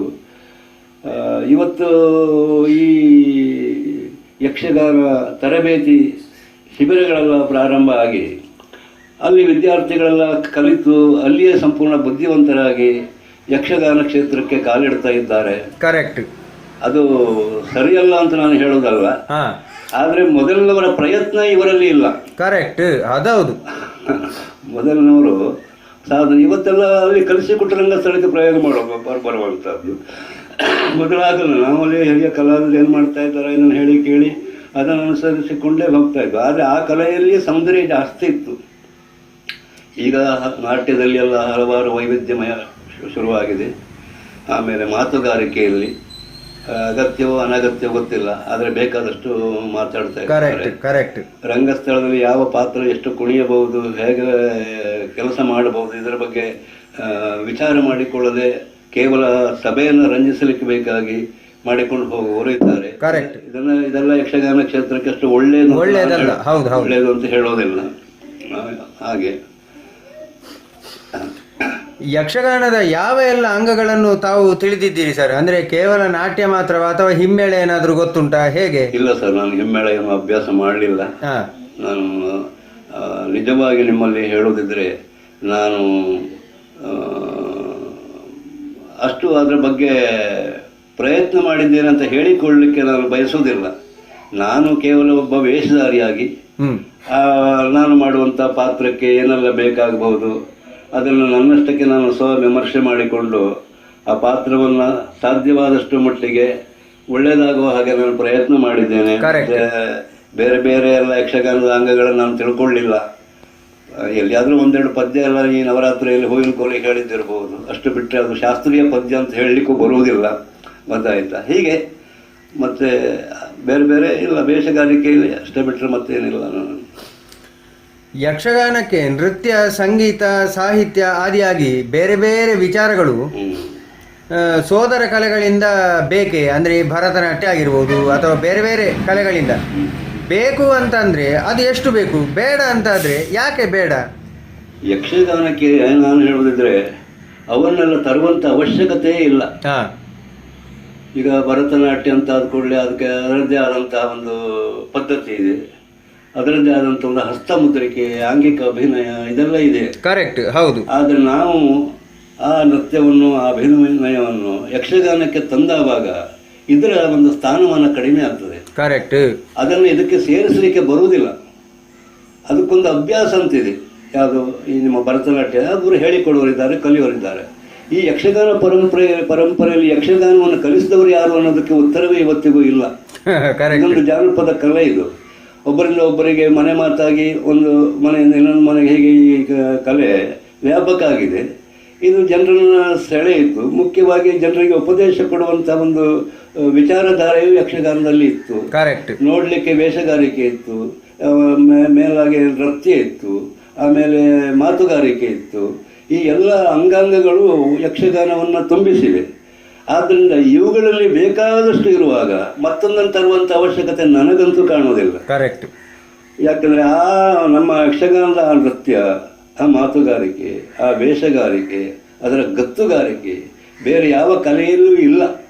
ಆದ್ದರಿಂದ ಇದಕ್ಕೆ ಎರವಲು ತಂದು ಇದನ್ನು ಹಾಳು ಮಾಡಿದ ಹಾಗಾಗ್ತದೆ ಹೊರತು ಇದನ್ನು ಉದ್ಧಾರ ಮಾಡಿದ ಹಾಗಾಗೋದಿಲ್ಲ ಅಂತ ನಾನು ಹೇಳ್ತೇನೆ. ನಾನು ಈಗ ನೋಡಿ, ಕೆಲವೊಂದು ಪುರಾಣ ಕಥೆಗಳಿಗೆ ಮತ್ತು ಯಕ್ಷಗಾನದ ಪ್ರಸಂಗ ಕಥೆಗಳಿಗೆ ಕೆಲವೊಂದು ಕಡೆ ಭಿನ್ನತೆ ಇದೆ. ಈ ಭಿನ್ನತೆಯನ್ನು ನೀವು ಹೇಗೆ ಸಮರ್ಥಿಸ್ತೀರಿ? ಅಂದರೆ ಈಗ ನೋಡಿ, ಪ್ರಹ್ಲಾದ ಚರಿತ್ರೆಯಲ್ಲಿ ಅಲ್ಲಿ ಪ್ರಹ್ಲಾದ ಹೇಳುದುಂಟು ನೋಡಿ, ಹರನೆಂದು ಇದು ಹರಿಯೆಂದು ಬರೆದೆ ಅಂತೇಳಿ. ಇಲ್ಲಿ ಹರಿಹರರಲ್ಲಿ ಭೇದ ಮಾಡಿ ಮೊದಲೇ ಜಗಳ ಆಡಿಕೊಳ್ತಾರೆ ಹರಿಹರ ಈ ಭಕ್ತಿ ಪಂಥದವರು. ಅದು ನಾವು ಯಕ್ಷಗಾನದ ಮೂಲಕ ಒಂದು ಸಂದೇಶವನ್ನು ಕೊಡುವಂತಹ ಒಂದು ಸಂದರ್ಭದಲ್ಲಿ ಇದು ಹೇಗೆ, ಇದು ಸರಿಯಾ? ಇದರ ಬಗ್ಗೆ ನಿಮ್ಮ ಅಭಿಪ್ರಾಯ ಏನು? ಪ್ರಹ್ಲಾದ ಹರಿಭಕ್ತ, ಹೌದು, ಅದಕ್ಕೊಂದು ಹಿನ್ನೆಲೆ ಉಂಟು ಪ್ರಸಂಗದಲ್ಲಿ. ಯಾಕಂದ್ರೆ ಅವ ದಿಗ್ವಿಜಯಕ್ಕೆ ಹೋದಾಗ ಪುನಃ ಮನೆಗೆ ಬರುವ ಸಂದರ್ಭದಲ್ಲಿ ಕೈಯಾದು ಗಂಡನ ನಿರೀಕ್ಷೆಯಲ್ಲಿದ್ರು. ಅಂದು ರಾತ್ರಿ ಅವರು ಒಂದಾಗುವ ಸಂದರ್ಭದಲ್ಲಿ ಹರಿಯನ್ನು ಧ್ಯಾನ ಮಾಡಿದ್ರು. ಹಾಗೆ ಹರಿ ಕಥೆಯನ್ನ ಕೇಳಿದಳು, ಹಿರಣ್ಯಕಶ್ಯಪ ಹರಿ ಕಥೆಯನ್ನು ಹೇಳಿದ ಅವರು ಕೇಳಿದಳು. ಈ ಒಂದು ಪರಸ್ಪರ ಮನೋಭಾವನೆ ಒಂದಾದ್ರ ಪರಿಣಾಮವಾಗಿ ಈ ಪ್ರಹ್ಲಾದನೆಂಬ ಒಬ್ಬ ಹರಿಭಕ್ತ ಹುಟ್ಟಲಿಕ್ಕೆ ಸಾಧ್ಯವಾಯಿತು ಎನ್ನುವಂತ ಒಂದು ಮಾತು ಇದೆ. ಕರೆಕ್ಟ್. ಮತ್ತೆ ಹರಿಹರರಲ್ಲಿ ಭೇದ ಇದೆಯೋ ಎನ್ನುವಂಥ ಸಮಸ್ಯೆ, ಇದನ್ನು ಸಾಮಾನ್ಯ ಜನರೇ ಹೇಳಬೇಕು ಹೊರತು ಹರಿಹರರಲ್ಲಿ ಭೇದ ಉಂಟು ಅಂತ ಯಾರು ವಿಚಾರವಾದಿಗಳು ಹೇಳುವುದಿಲ್ಲ. ಕರೆಕ್ಟ್, ಹೌದು. ಈಗ ವೈಷ್ಣವರು ಇರಬಹುದು, ಶೈವರು ಇರಬಹುದು, ಅವರವರ ಪಂಥವು ಬೇರೆ ಬೇರೆ ಇರಬಹುದು. ಕರೆಕ್ಟ್. ಆದರೆ ತಾತ್ವಿಕವಾದಂತಹ ನೆಲೆಯಲ್ಲಿ ಹರಿಹರರಲ್ಲಿ ಭೇದ ಇಲ್ಲ ಅನ್ನೋದನ್ನು ಅವರು ಒಪ್ಪಿಕೊಳ್ತಾರೆ. ವಾದಕ್ಕೆ ಮಾತ್ರ ಇದನ್ನು ಉಪಯೋಗಿಸಬಹುದು. ಹೌದು, ಕರೆಕ್ಟ್, ಹೌದು. ಮತ್ತೆ ಪ್ರಹ್ಲಾದನ ಹುಟ್ಟಿಗೆ ಒಂದು ಹಿನ್ನೆಲೆ ಇದೆ ಎನ್ನುವಾಗ ಪ್ರಹ್ಲಾದನನ್ನು ಒಬ್ಬ ಹರಿಭಕ್ತನೇ ಅಂತ ಭಾವಿಸಿಕೊಳ್ಳುವುದಕ್ಕೂ ಸಾಧ್ಯವಿಲ್ಲ. ಯಾಕಂದ್ರೆ ಅವನ ತಂದೆ ಹೇಳಿದ್ದಾರೆ, ಹರಿಹರಲ್ಲಿ ಭೇದ ಇಲ್ಲ, ಹರನಲ್ಲಿ ಹರಿ ಇದ್ದಾನೆ, ಹರಿಯಲ್ಲಿ ಹರನಿದ್ದಾನೆ, ಎಲ್ಲ ಕಡೆಯಲ್ಲಿ ಇದ್ದಾನೆ ಅನ್ನೋದನ್ನು ತತ್ವವನ್ನು ಪ್ರತಿಪಾದಿಸಿದ್ದಾನೆ. ಆದರೆ ಈ ವಿಷಯವನ್ನು ಅಷ್ಟು ಎಳೆದು ತರುವುದು ಅಷ್ಟು ಉಚಿತ ಅಲ್ಲ ಅಂತ ನನಗನ್ನಿಸ್ತದೆ. ನನಗೆ ಪ್ರಸಂಗದಲ್ಲಿ ಇರುವ ಕೆಲವು ಅನಪೇಕ್ಷಿತ ವಿಚಾರಗಳ ಪದ್ಯಗಳು, ಅಂದರೆ ನನಗೆ ಹಾಗೆ ಕಾಣ್ತದೆ, ಅದು ಕಥಾಲೋಪವಾಗದಂತೆ ಬಿಟ್ಟರೆ ಕವಿಗೆ ಮಾಡಿದ ಅಪಚಾರ ಅಂತ ಆಗ್ತದ.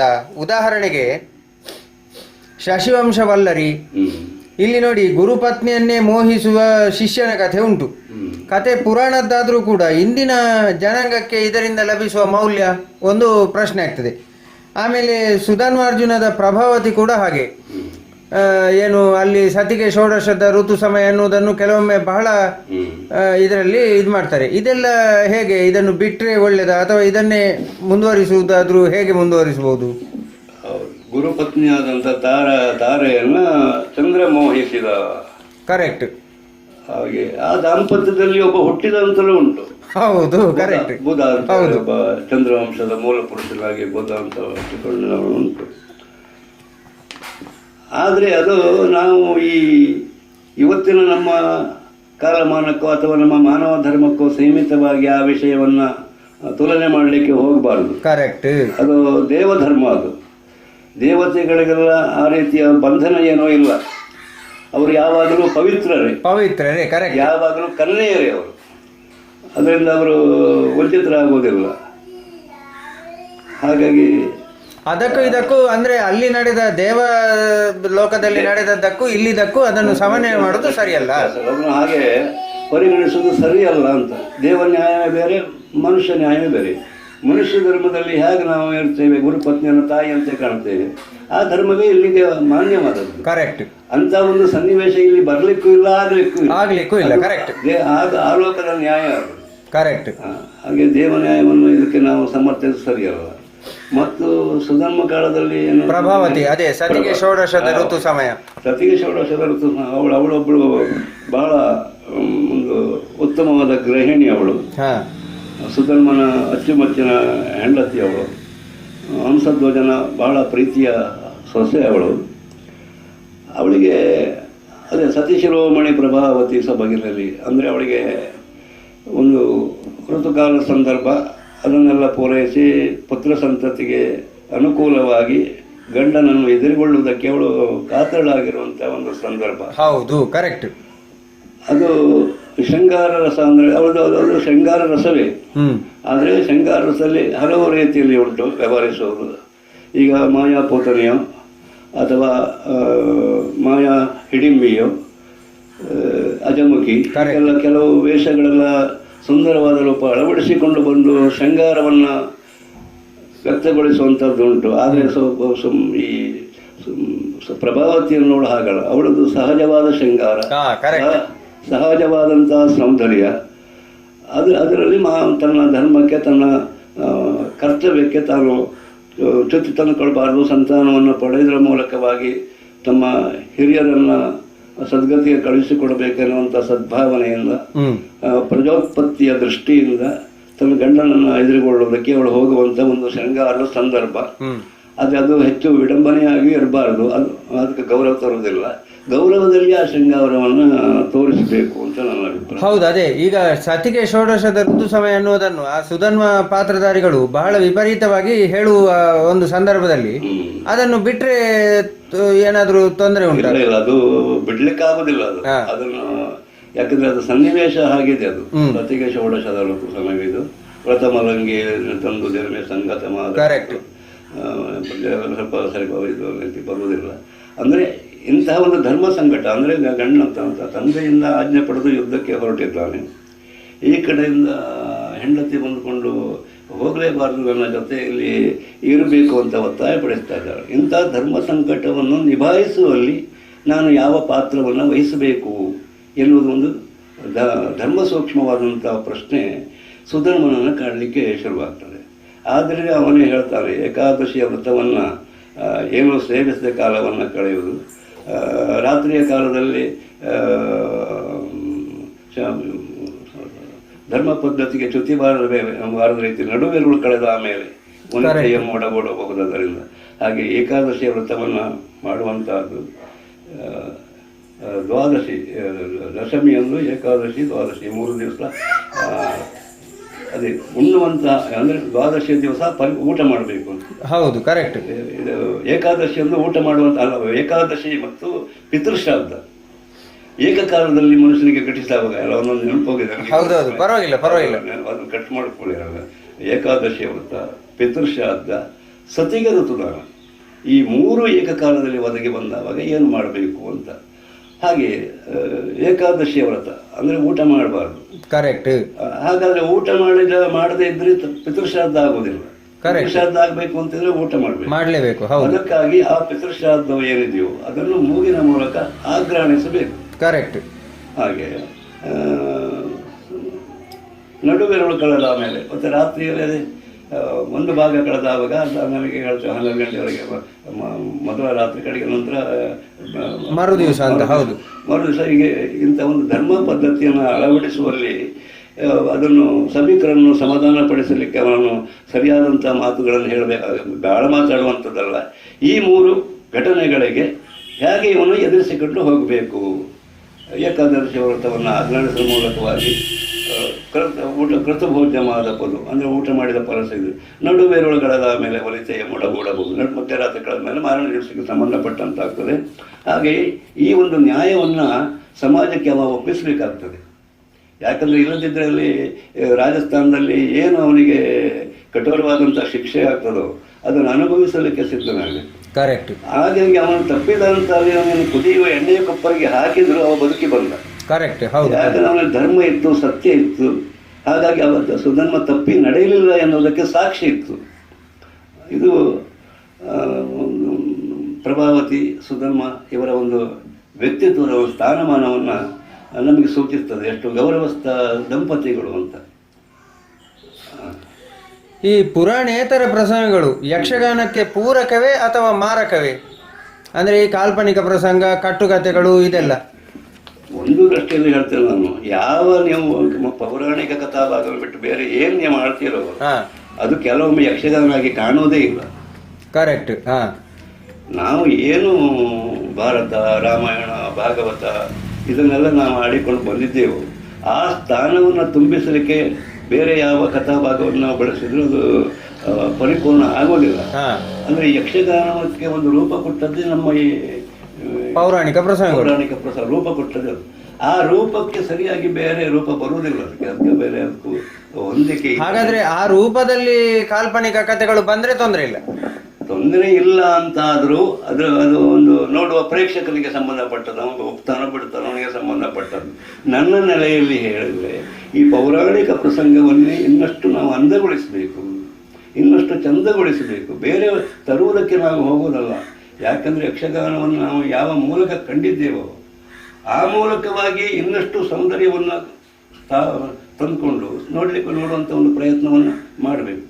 ಮತ್ತು ಬೇರೆ ಪ್ರಸಂಗ ನೀವು ಈಗ ತುಳುವಾಗಲಿ ಮತ್ತಿನ್ನೊಂದಾಗಲಿ ಯಾವುದೇ ಪ್ರಸಂಗ ತಗೊಂಡು ಅಥವಾ ಈಗಿನ ರಾಜ ಮಹಾರಾಜರ ಯಾವುದಾದ್ರೂ ಒಂದು ಐತಿಹಾಸಿಕಗಳು ಕಥೆಗಳನ್ನು ತಗೊಂಡು ಬಂದು ಇದು ಮಾಡೋದ್ರಲ್ಲಿ ಏನು ಮಾಡಿದ್ರು ನಮಗೆ ಅದು ಜೀವಂತ ಸಾಕ್ಷಿಯಾಗಿದ್ದಂಥ ಯಕ್ಷಗಾನಕ್ಕೆ ಸರಿಯಾಗಿ ಕಾಣುವುದಿಲ್ಲ ಅಂತ ನನ್ನ ಅಭಿಪ್ರಾಯ.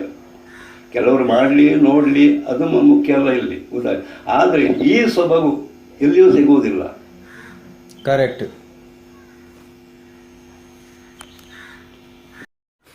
ಸರ್, ವೇಷಧಾರಿಯಾಗಿ ನಿಮಗೆ ಎದುರಾದ ಸವಾಲುಗಳು ಏನು? ಅಂದರೆ ಇಂಥ ವೇಷ ಮಾಡಲಿಕ್ಕೆ ಕಷ್ಟ ಅಥವಾ ಇಂಥ ವೇಷ ಭಾಳ ಸುಲಭವಾಗಿ ಆಯಿತು, ಆ ರೀತಿ ನಿಮ್ಮ ಇಡೀ ಒಂದು ಯಕ್ಷಗಾನದ ಒಂದು ಜೀವನದಲ್ಲಿ? ಕಲಾವಿದರಿಗೆ ರಂಗಸ್ಥಳದಲ್ಲಿ ಸವಾಲು ಬರ್ತದೆ, ಬರುವುದಿಲ್ಲ ಅಂತಲ್ಲ. ಈಗ ನಾವೀಗ ಕೆಲವು ವರ್ಷ ನಾವು ಕಟೀಲು ಮಠದಲ್ಲಿ ಕಟೀಲು ಕ್ಷೇತ್ರ ಮಹಾತ್ಮೆ ಅಂತ ಪ್ರಸಂಗ ಆಡಿದ್ದೇವೆ. ಅಲ್ಲಿ ನಂದಿನಿ, ಜಾಬಾಲಿ, ಕರೆಕ್ಟ್, ಈ ಎರಡು ಪ್ರಧಾನ ವೇಷಗಳಲ್ಲಿ ವಾಗ್ಯುದ್ಧಗಳು ನಡೆಯುವುದುಂಟು. ಹೌದು.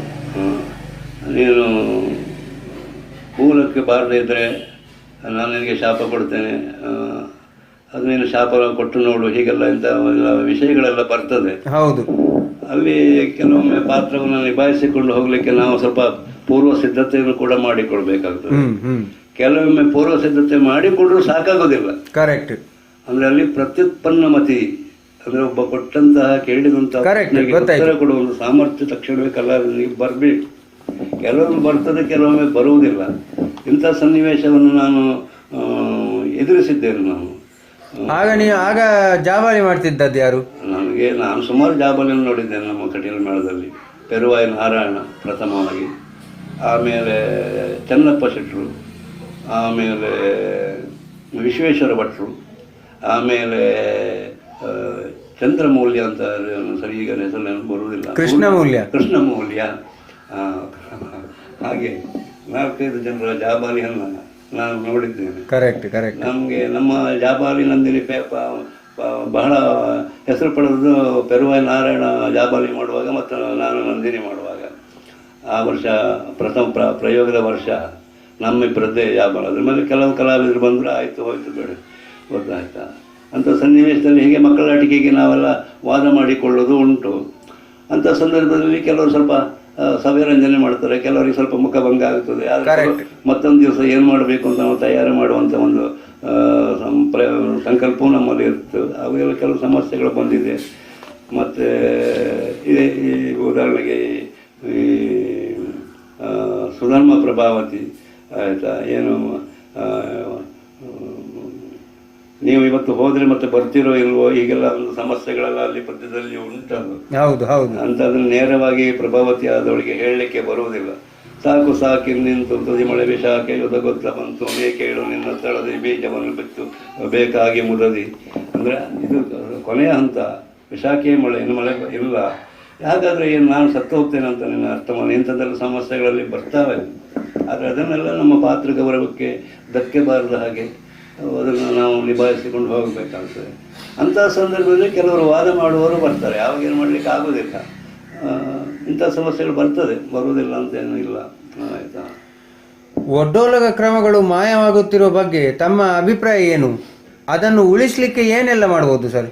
ಅಂದರೆ ಯಕ್ಷಗಾನದಲ್ಲಿ ಅದೇ ಒಡ್ಡೋಲಗ ಕ್ರಮಗಳು, ಒಡ್ಡೋಲಗ ಕ್ರಮ ಅಂತಲ್ಲ, ಪ್ರಾರಂಭದಿಂದ ಕೋಡಂಗಿ, ಹೌದು, ಪೂರ್ವರಂಗವೂ ಹೌದು, ನೃತ್ಯವೇಷ, ಸಖಿಶ್ರೀ ವೇಷ, ಇದೆಲ್ಲ ಯಕ್ಷಗಾನದ ಪ್ರಥಮ ಅಂಗಗಳಿದೆಲ್ಲ. ಇದನ್ನೆಲ್ಲ ಬಿಟ್ಟು ಮಾಡೋದು ಸರಿಯಲ್ಲ. ಒಡ್ಡೋಲಗ ಬೇಕು, ಆದರೆ ಒಡ್ಡೋಲಗದಲ್ಲಿ ಏನು ನಾವು ಬಹಳ ಹೆಚ್ಚು ಉದ್ದಕ್ಕೆ ಕೊಂಡು ಹೋಗದೆ, ಕರೆಕ್ಟ್, ಅದನ್ನು ಸೀಮಿತವಾದ ಒಂದು ಅವಧಿಗೆ ಅವಧಿಯನ್ನು ಇಟ್ಟುಕೊಂಡು ಅದನ್ನು ಮುಗಿಸಿ ಅದನ್ನು ಚಂದ ಕಾಣಿಸ್ಬೇಕು. ಬಿಡ್ಲಿಕ್ಕೆ ಯಕ್ಷಗಾನದಲ್ಲಿ ಬಿಡ್ಲಿಕ್ಕೆ ಯಾವುದೂ ಇಲ್ಲ. ಬಿಡ್ಲಿಕ್ಕಿದ್ದಿದ್ರೆ ಅದು ಹುಟ್ಟಿಕೊಳ್ತದೆ. ಅದು ಮತ್ತೆ ಏನು ಯಕ್ಷಗಾನಕ್ಕಾಗಿ ಹುಟ್ಟಿಕೊಂಡಿದೆಯೋ ಅದನ್ನು ನಾವು ಬಿಟ್ಟು ಹೋದರೆ ಯಕ್ಷಗಾನವನ್ನು ಉಳಿಸಿದಾಗ್ತದೆ.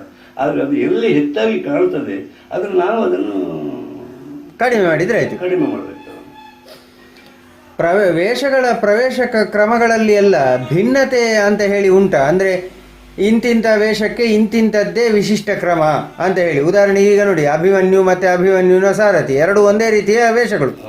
ಇದರಲ್ಲಿ ಪ್ರವೇಶದಲ್ಲಿ ಮತ್ತು ಕುಣಿತದ ಶೈಲಿಗಳಲ್ಲಿ ಹಾವಭಾವದಲ್ಲಿ ಇದರಲ್ಲೆಲ್ಲ ಭಿನ್ನತೆ ಉಂಟಾ? ಇಲ್ಲ, ಅದು ಅಭಿಮನ್ಯು ಮತ್ತೆ ಯಾರು ಅಭಿಮನ್ಯು ಸಾರಥಿ ಅದರಲ್ಲೆಲ್ಲ ಹೆಚ್ಚು ಭಿನ್ನತೆ ಇಲ್ಲ.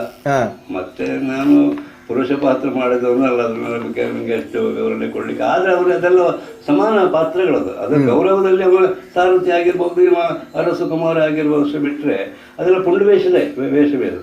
ಅದೇ ರೀತಿಯಲ್ಲಿ ಹೋಗ್ತದೆ. ಈಗ ಯಾವೆಲ್ಲ ಸನ್ನಿವೇಶಗಳಲ್ಲಿ ಬಿಡ್ತಿಕೆಯ ಅವಶ್ಯಕತೆ ಇಲ್ಲ? ನನ್ನ ಅಂದಾಜಲ್ಲಿ ಸಾಮಾನ್ಯ ದುಃಖರಸ ಇಂಥ ಸಂದರ್ಭದಲ್ಲೆಲ್ಲ ಬಿಡ್ತಿಕೆ ಬೇಕಾಗಿಲ್ಲ, ಶೃಂಗಾರಸದಲ್ಲಿ ಬೇಕಾಗಿಲ್ಲ. ಆದರೆ ಬಿಡ್ತಿಗೆ ಅನ್ನೋದು ಈಗ ಅದು ಮೊದಲಿನ ಯಕ್ಷಗಾನದಲ್ಲಿ ಇದ್ದುಕೊಂಡೇ ಬಂದದ್ದು. ಕರೆಕ್ಟ್. ಅದನ್ನು ಎಲ್ಲಿ ಪ್ರಯೋಗ ಮಾಡಬೇಕು, ಎಲ್ಲಿ ಪ್ರಯೋಗ ಮಾಡಬಾರ್ದು ಅನ್ನೋದು ಈ ಮೊದಲೇ ಚಂಡೆ ಬಾರಿಸುವವರಿಗೆ ಅದರ ಸಂಪೂರ್ಣ ಅರಿವು ಇರಬೇಕು. ಭಾಗವತ ಇವರೇ ಅದನ್ನು ಸರಿ ಮಾಡಿಕೊಂಡು ಹೋಗಬೇಕು. ಅದು ಆದರೆ ಬಿಡ್ತಿಗೆಯನ್ನು ಹೆಚ್ಚು ಕಾಲ ಉಪಯೋಗ ಮಾಡಿದಲ್ಲಿ ಕೆಲವು ಪದ್ಯದ ಒಂದು ಇದನ್ನು ಗತಿಯನ್ನು ಸ್ವಲ್ಪ ಅದು ತೊಂದರೆ ಉಂಟು ಮಾಡಬಹುದು. ಅದು ಅದಕ್ಕೆ ಅವರು ಮೊದಲಿಗಾರರು ಚಂಡಿಯವರು ಭಾಗವತರೇ ಅದನ್ನು ಸಂಬಂಧಪಟ್ಟು ಅದನ್ನು ಇದು ಮಾಡಬೇಕೇ ಹೊರತು ಬಿಡ್ತಿಗೆ ಅಷ್ಟು ಆಭಾಸ ಆಗಬಾರ್ದು, ಉದ್ದ ಆಗಬಾರ್ದು. ಅದು ದುಃಖರಸಕ್ಕೆ ಅದೆಲ್ಲ ಉಪಯೋಗ ಮಾಡಲಿ. ಅಲ್ಲಲ್ಲ, ಬಿಡ್ತಿಕೆ ಅಂದರೆ ಬಿಡ್ತಿಕೆ ಅಲ್ಲ, ನಾನು ಯಾವುದು ಚಾಲು ಕುಣಿತ ಹೇಳಿದ್ದಲ್ಲ, ಬಿಡ್ತಿಕೆಗಳನ್ನು ಹೇಳಿದ್ದು. ಹೌದು, ಪ್ರಸಂಗದ ಹೌದೌದು, ನಡೆಯ ಮುಕ್ತಾಯ, ಹೌದೌದು, ಪ್ರಾರಂಭ. ಅದು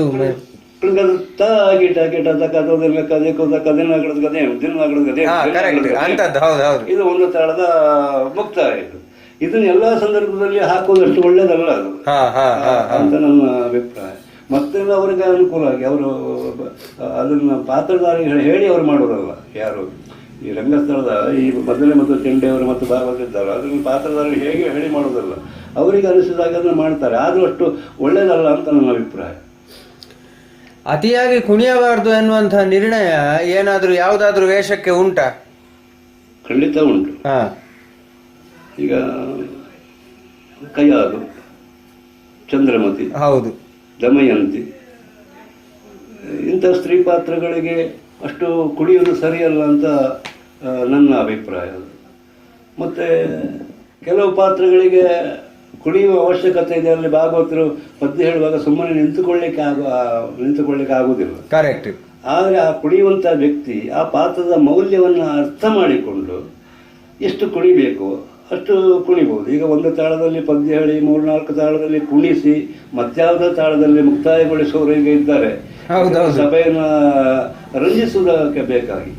ಹಾಗೆ ಈಗ ಶೃಂಗಾರ ರಸ ಅನ್ನುವಾಗ ಈಗ ಮಾಯಾಪುತ್ರನೇ ಶೃಂಗಾರ ರಸ, ಅಜಮುಖಿ ಶೃಂಗಾರ ರಸ, ಹಿಡಿಂಬೆ ಶೃಂಗಾರ ರಸ, ಅದು ಹೇಗೋ ಅದನ್ನು ಸ್ವಲ್ಪ ನಾಟ್ಯಗಿಟ್ಟ ಮಾಡಿ ಅದನ್ನು ವೈಭವೀಕರಿಸಬೇಕಾಗ್ತದೆ. ಯಾಕಂದರೆ ಅವರ ಪ್ರವೇಶವೇ ರಂಗಸ್ಥಳಕ್ಕೆ, ಅದಕ್ಕೆ ಇನ್ನೊಬ್ಬರನ್ನು ಮರಳು ಮಾಡಲಿಕ್ಕೆ ಇರುವುದು. ಹೌದು, ಬೇರೆ ಪಾತ್ರಗಳ ಶೃಂಗಾರ ರಸವಾದ ಅದಕ್ಕೆ ಗಾಂಭೀರ್ಯ ಸೌಂದರ್ಯ ಅದು ಬೇರೆ ರೂಪವಾಗಿರ್ತದೆ. ಆದ್ದರಿಂದ ಪಾತ್ರದ ಯೋಗ್ಯತೆಯನ್ನು ಅರ್ಥ ಮಾಡಿಕೊಂಡು ಎಷ್ಟು ಕುಣಿಬೇಕು ಅನ್ನೋದನ್ನು ಪಾತ್ರಧಾರಿಗಳು ನಿರ್ಧಾರ ಮಾಡಬೇಕು. ನನಗೆ ಕುಣಿಲಿಕ್ಕೆ ಬರ್ತದೆ ಅಂತ ಕುಣಿಯುವ, ಆದರೆ ಇವತ್ತು ಕುಣಿಯುವುದೇ ರಂಗಸ್ಥಳದಲ್ಲಿ ದೊಡ್ಡ ಒಂದು ಪ್ರಾಧಾನ್ಯತೆ ಆಗಿದೆ. ಹೌದು ಹೌದು. ಆಮೇಲೆ ರಂಗಸ್ಥಳದಲ್ಲಿ ಭಾಗವತರು ಆಲಾಪನೆ ಹಾಕೋದು ಕೂಡ ಹೆಚ್ಚಾಗಿ ಹೋಗಿದೆ. ಇದಕ್ಕೆಲ್ಲ ಸ್ವಲ್ಪ ಕಡಿವಾಣ ಹಾಕಿದರೆ ಒಳ್ಳೆಯದು ಅಂತ ನನ್ನ ಅಭಿಪ್ರಾಯ. ಹಿಮ್ಮೇಳಕ್ಕೆ ಸರಿಯಾಗಿ ಕುಣಿಯುವುದಾ ಅಥವಾ ಕುಣಿತಕ್ಕೆ ಸರಿಯಾಗಿ ಹಿಮ್ಮೇಳ ಇರಬೇಕಾ? ಇದು ಈ ಸಮಸ್ಯೆಗಳು ಸರಿಯಾಗಿ ಉತ್ತರ ಕೊಡೋದು ಬಹಳ ಕಷ್ಟ. ಆಯ್ತಾ? ಅಲ್ಲ, ಕೆಲವು ಸಂದರ್ಭದಲ್ಲಿ ಈ ವಿಶೇಷವಾದಂಥ ನಾಟ್ಯ ಅಂದರೆ ಏನು ತಾಳವೋ ಅದೇ ತಾಳ, ಕರೆಕ್ಟ್. ಆದರೆ ಏನು ಅದಕ್ಕೆ ಕುಣ್ಕೊಂಡಿದ್ರು ಅದಕ್ಕೆ ಬದಲಾಗಿ ಇನ್ನೇನೋ ಕುಣಿಲಿಕ್ಕೆ ಶುರು ಮಾಡ್ತಾರೆ. ಅಂದ್ರೆ ಅದಕ್ಕೆ ತಾಳದ ವ್ಯತ್ಯಾಸ ಏನು ಬರುವುದಿಲ್ಲ. ಹೌದೌದು, ಗೊತ್ತಾಯ್ತು. ಕುಣಿತದ ಶೈಲಿಯಲ್ಲಿ ಭಿನ್ನತೆ ಇರ್ತದೆ. ಕುಣಿತದ ಶೈಲಿಯಲ್ಲಿ ಭಿನ್ನತೆ ಇರ್ತದೆ. ಅಂತಹ ಸಂದರ್ಭದಲ್ಲಿ ಕೆಲವೊಮ್ಮೆ ಹಿಮ್ಮೇಳ ಅವರನ್ನು ಓಲೈಸಿಕೊಂಡು ಹೋಗ್ಬೇಕಾಗ್ತದೆ. ಕರೆಕ್ಟ್. ಓಲೈಸಿಕೊಂಡು ಹೋಗ್ಬೇಕಾಗ್ತದೆ. ಅದು ಚಂದವೂ ಕಾಣ್ತದೆ. ಕರೆಕ್ಟ್. ಸ್ತ್ರೀ ವೇಷದ ಸ್ವಭಾವ ಏನು ಮತ್ತೆ ಅದು ಹೇಗೆ ಇರಬೇಕು? ಸ್ತ್ರೀ ವೇಷದ ಸ್ವಭಾವ ಅಂತ ಹೇಳಿದ್ರೆ ಹೇಗೆ ಹೇಳೋದು ಮಾರು. ಈಗ ಅಂದ್ರೆ ಕೆಲವರೆಲ್ಲ ಏನು ನಿನ್ನ ಸ್ವರ ಸಪೂರ ಇದ್ದಿದ್ರೆ ಒಳ್ಳೆಯದಾಗ್ತಿತ್ತು, ಸ್ವರ ಸ್ವಲ್ಪ ತೋರ ಅಂತ ಹೇಳುವವರು ಇದ್ದಾರೆ. ಮತ್ತು ನನ್ನ ಅಭಿಪ್ರಾಯ ಅಂತ ಹೇಳಿದ್ರೆ ಏನೇ ಇರಲಿ, ಹೆಣ್ಣಿನ ಪಾತ್ರವನ್ನು ಮಾಡುವ ಗಂಡು, ಹೌದು, ಗಂಡಿನ ಸಹಜ ಸ್ವರ ಏನಿದೆಯೋ ಅದನ್ನೇ ಇಂಪಾಗಿ ಕಾಣಿಸುವಂತ ಪ್ರಯತ್ನವನ್ನ ಮಾಡಬೇಕು. ಕರೆಕ್ಟ್. ನಾನು ಹೆಣ್ಣಿನ ಹಾಗೆಯೇ ಮಾತಾಡ್ತೇನೆ ಅಂತ ಸ್ವರ ಕೊಡ್ಲಿಕ್ಕೆ ಹೋದ್ರೆ ಅದು ದೊಡ್ಡ ತಪ್ಪದು. ಕರೆಕ್ಟ್. ಅಂದ್ರೆ ನಮ್ಮ ಈ ಸಹಜವಾದಂತ ಸ್ವರದಲ್ಲಿ ಸ್ವಲ್ಪ ಅದಕ್ಕೆ ಲಾಸ್ಯ ಕೊಟ್ಟು ನಾವು ಮಾತಾಡೋದು ಸೂಕ್ತ ಅಂತ ನನ್ನ ಅಭಿಪ್ರಾಯ. ಹೆಣ್ಣಾಗಿ ನಾನು ನಟಿಸ್ತೇನೆ, ಹೆಣ್ಣಾಗಿಯೇ ನಾನು ಮಾತಾಡ್ತೇನೆ ನಾನು ಅನ್ನುವಂಥ ನಿರ್ಧಾರ ಮಾಡಿಕೊಂಡ್ರೆ ಅದು ಅಷ್ಟು ಸರಿಯಾಗುವುದಿಲ್ಲ ಅಂತ ನನ್ನ ಅಭಿಪ್ರಾಯ. Correct correct. ಅದು ಕೇಳುವಾಗ ಸ್ವಲ್ಪ ಕಥಕ್ಕಾಗಿ ಕೇಳ್ತೇವೆ. ಕರೆಕ್ಟ್. ಸಹಜತೆ ಇಲ್ಲ. ಸಹಜತೆ ಇದ್ದಲ್ಲಿ ಸ್ವರ ಸ್ವಲ್ಪ ತೋರ ಇದ್ರೆ ತೊಂದರೆ ಬರುವುದಿಲ್ಲ. ಅದು ಇದ್ದದ್ದನ್ನು ನಾವು ಬದಲಾಯಿಸೋದಕ್ಕೆ ಹೋಗ್ಬಾರ್ದು. ಯಾಕಂದ್ರೆ ವ್ಯಕ್ತಿ ನಾವೇ ಅಲ್ವಾ, ಅದು ನಮ್ಮ ಜನ್ಮಸಿದ್ಧವಾದಂತಹ ಸ್ವರವನ್ನ ಮತ್ತೊಂದು ಮಾಡ್ಲಿಕ್ಕೆ ಹೋಗ್ಬಾರ್ದು. ಅದರಲ್ಲಿ ಸ್ವಲ್ಪ ಇಂಪು ಕೊಟ್ಟು, ಸೌಂದರ್ಯ ಕೊಟ್ಟು, ಭಾವನೆ ಕೊಟ್ಟು, ಈ ಭಾವನೆ ಕೊಟ್ಟು ಮಾತಾಡುವಾಗ ಸ್ವರ ಸಪುರವು ತೋರು ಅಂತ ಬರುವುದೇ ಇಲ್ಲ. ಕರೆಕ್ಟ್ ಆಗಿ ಹೇಳಿದ್ರಿ. ಹೌದೌದು. ಸ್ತ್ರೀ ವೇಷದಲ್ಲಿ ವಿವಿಧ ಪಾತ್ರಗಳನ್ನು ನಿರ್ವಹಿಸುವಾಗ ಇರುವ ಸವಾಲುಗಳು ಏನು? ಅಂದ್ರೆ ಈಗ ದಮಯಂತಿ ಅಥವಾ ದಾಕ್ಷಾಯಿಣಿ ಅಥವಾ ಚಂದ್ರಮತಿ ಅಥವಾ ಮೋಹಿನಿ ಅಥವಾ ಮಾಯಾ ಶೂರ್ಪಣಖಿ, ಹೀಗೆ ಬೇರೆ ಬೇರೆ ಬೇರೆ ಬೇರೆ, ಪ್ರಭಾವತಿ, ಚಿತ್ರಾಂಗದೆ, ಹೀಗೆ ಬೇರೆ ಬೇರೆ ಪಾತ್ರಗಳೆಲ್ಲ ಇರ್ತದೆ. ಇಂಥ ಮಾಡುವಾಗ ಸವಾಲುಗಳು ಅಂತ ಏನು ಎದುರಾಗ್ತದೆ ಒಬ್ಬ ಸ್ತ್ರೀ ವೇಷಧಾರಿಗೆ? ಅಲ್ಲಿ ಪಾತ್ರವನ್ನ ಕಾಪಾಡಿಕೊಳ್ಳೋದು ದೊಡ್ಡ ಸವಾಲು ಅಷ್ಟು ನನ್ನ ಅಭಿಪ್ರಾಯದಲ್ಲಿ. ಈಗ ನಾವು ದಮಯಂತಿ ಮಾಡ್ತೇವೆ, ಚಂದ್ರಮತಿ ಮಾಡ್ತೇವೆ, ಆ ಉನ್ನತ ಸ್ಥಾನಮಾನದ ಆ ಹೆಣ್ಣುಗಳ ಪಾತ್ರವನ್ನು ಜವಾಬ್ದಾರಿಯುತವಾಗಿ ನಿರ್ವಹಿಸುವುದೇ ಒಂದು ಸವಾಲು. ಕರೆಕ್ಟ್, ಅದು ಕರೆಕ್ಟ್. ಅದಕ್ಕೆ ನಾವು ಹೆಚ್ಚಿನ ಆದ್ಯತೆಯನ್ನು ಕೊಡಬೇಕಾಗ್ತದೆ. ವೇಷ ಮಾಡುವಲ್ಲಿಂದ ರಂಗಸ್ಥಳದ ಕಾರ್ಯಕ್ರಮ ಮುಗಿಯುವವರೆಗೂ ದಮಯಂತಿ, ಓಹೋ ಯಾರವಳು, ಅರಸುಕುಮಾರಿ, ಯಾರನ್ನು ಮದುವೆ ಆಗಿದ್ದಾಳೆ, ನಳನನ್ನು ಮದುವೆ ಆಗಿದ್ದಾಳೆ, ಅವಳ ಜೀವನ ಹೇಗೆ, ಇದನ್ನೆಲ್ಲ ಪರಿಕಲ್ಪನೆ ನಾವು ಮನಸ್ಸಿನಲ್ಲಿ ತಂದುಕೊಂಡು ಅದನ್ನು ಯಶಸ್ವಿಯಾಗಿ ನಿರ್ವಹಿಸುವುದೇ ಒಂದು ಸವಾಲು. ಅದನ್ನು ಬಿಟ್ಟರೆ ಬೇರೆ ಯಾವುದೂ ಇಲ್ಲ. ಮತ್ತು ಆ ಗೌರವಕ್ಕೆ, ಆ ಪಾತ್ರಕ್ಕೆ ಚ್ಯುತಿ ಬರುವಂಥ ಒಂದು ಮಾತು ಕೂಡ ಬರಬಾರ್ದು. ನಾವು ಅದನ್ನು ಬೇಕಿದ್ರೆ ನೋಡಿದವರು ಬುರ್ನಾಸ್ ಅಂತ ಹೇಳಿದ್ರೆ ಚಿಂತೆ ಇಲ್ಲ, ಅದನ್ನು ಸಾಧಿಸಲೇಬೇಕು. ಯಾಕಂದ್ರೆ ಕೆಲವರು ಪ್ರೇಕ್ಷಕರು ಕೆಲವರು ಇದ್ದಾರೆ, ನಗರದಲ್ಲಿ ಕೆಲವು ಸಿಗ್ತದೆ, ಮನೋರಂಜನೆಯಲ್ಲಿ ಸಿಗ್ತದೆ, ಅದನ್ನೇ ಬಯಸೋರಿದ್ದಾರೆ. ಅಂಥವರ ಕ್ಷೇತ್ರದಲ್ಲಿಯೂ ಕೂಡ ನಾವು ಈ ಪಾತ್ರವನ್ನು ಹಾಳು ಮಾಡಬಾರ್ದು. ಅಂದ್ರೆ ಕೇಳದೆ ಇರಲಿ. ಹೌದು. ಅಂದ್ರೆ ಇಲ್ಲಿ ಕಲಾವಿದನ ಜವಾಬ್ದಾರಿಯೇ ಹೆಚ್ಚು ಕಲಾವಿದನ ಜವಾಬ್ದಾರಿ ಹೆಚ್ಚು. ಸ್ತ್ರೀ ವೇಷಗಳನ್ನು ಮುಖ್ಯ ಯಾವ ರೀತಿಯಾಗಿ ನಾವು ವರ್ಗೀಕರಣ ಮಾಡಬಹುದು? ಅಂದ್ರೆ ಈಗ ದಮಯಂತಿಯೂ ಸ್ತ್ರೀ ವೇಷವೇ, ಮೋಹಿನಿಯೂ ಸ್ತ್ರೀ ವೇಷವೇ, ಈ ರೀತಿ ಇರುವಾಗ ನಾವು ಯಾವ ರೀತಿ ಅದನ್ನು ವರ್ಗೀಕರಣ ಮಾಡಬಹುದು? ಶೃಂಗಾರ ರಸದಲ್ಲಿ ಸ್ತ್ರೀವೇಷಕ್ಕೆ ಹಾಗೂ ಅಲಂಕಾರ ಮಾಡಲೇಬೇಕಾಗ್ತದೆ. ಅಲ್ಲಲ್ಲ, ನಾನು ವರ್ಗೀಕರಣ ಹೇಳುದು ಅಂದ್ರೆ ಸ್ತ್ರೀ ವೇಷದಲ್ಲಿ ವಿಭಾಗಗಳನ್ನು ಹೇಗೆ ಮಾಡಬಹುದು ಅಂತ. ಅಂದ್ರೆ ಈಗ ನೋಡಿ, ಈಗ ದಮಯಂತಿ, ದಾಕ್ಷಾಯಿಣಿ ಇಂಥವೆಲ್ಲ ಒಂದು ವಿಭಾಗದಲ್ಲಿ ಬರ್ತದೆ, ಈ ಮೋಹಿನಿ ಒಂದು, ಆಮೇಲೆ ಕಯಾದುಗಿ, ಅದು ಇದು ಪ್ರಭಾವತಿ, ಆಮೇಲೆ ಚಿತ್ರಾಂಗದೆ, ಇವೆಲ್ಲ, ಇದನ್ನೆಲ್ಲ ಯಾವ ರೀತಿ ನಾವು ವಿಭಾಗ ಮಾಡಬಹುದು? ಅಂದರೆ ಆದರ್ಶ ನಾರಿಯರು ಅಂತ ಹೇಳಿ ಒಂದು ರೀತಿಯಲ್ಲಿ ವರ್ಗ ಮಾಡಬಹುದು. ಆದರ್ಶ ನಾರಿಯರು ಅಂದ್ರೆ ಬಹಳ ಶ್ರೇಷ್ಠರು ಅಂತ. ಕರೆಕ್ಟ್.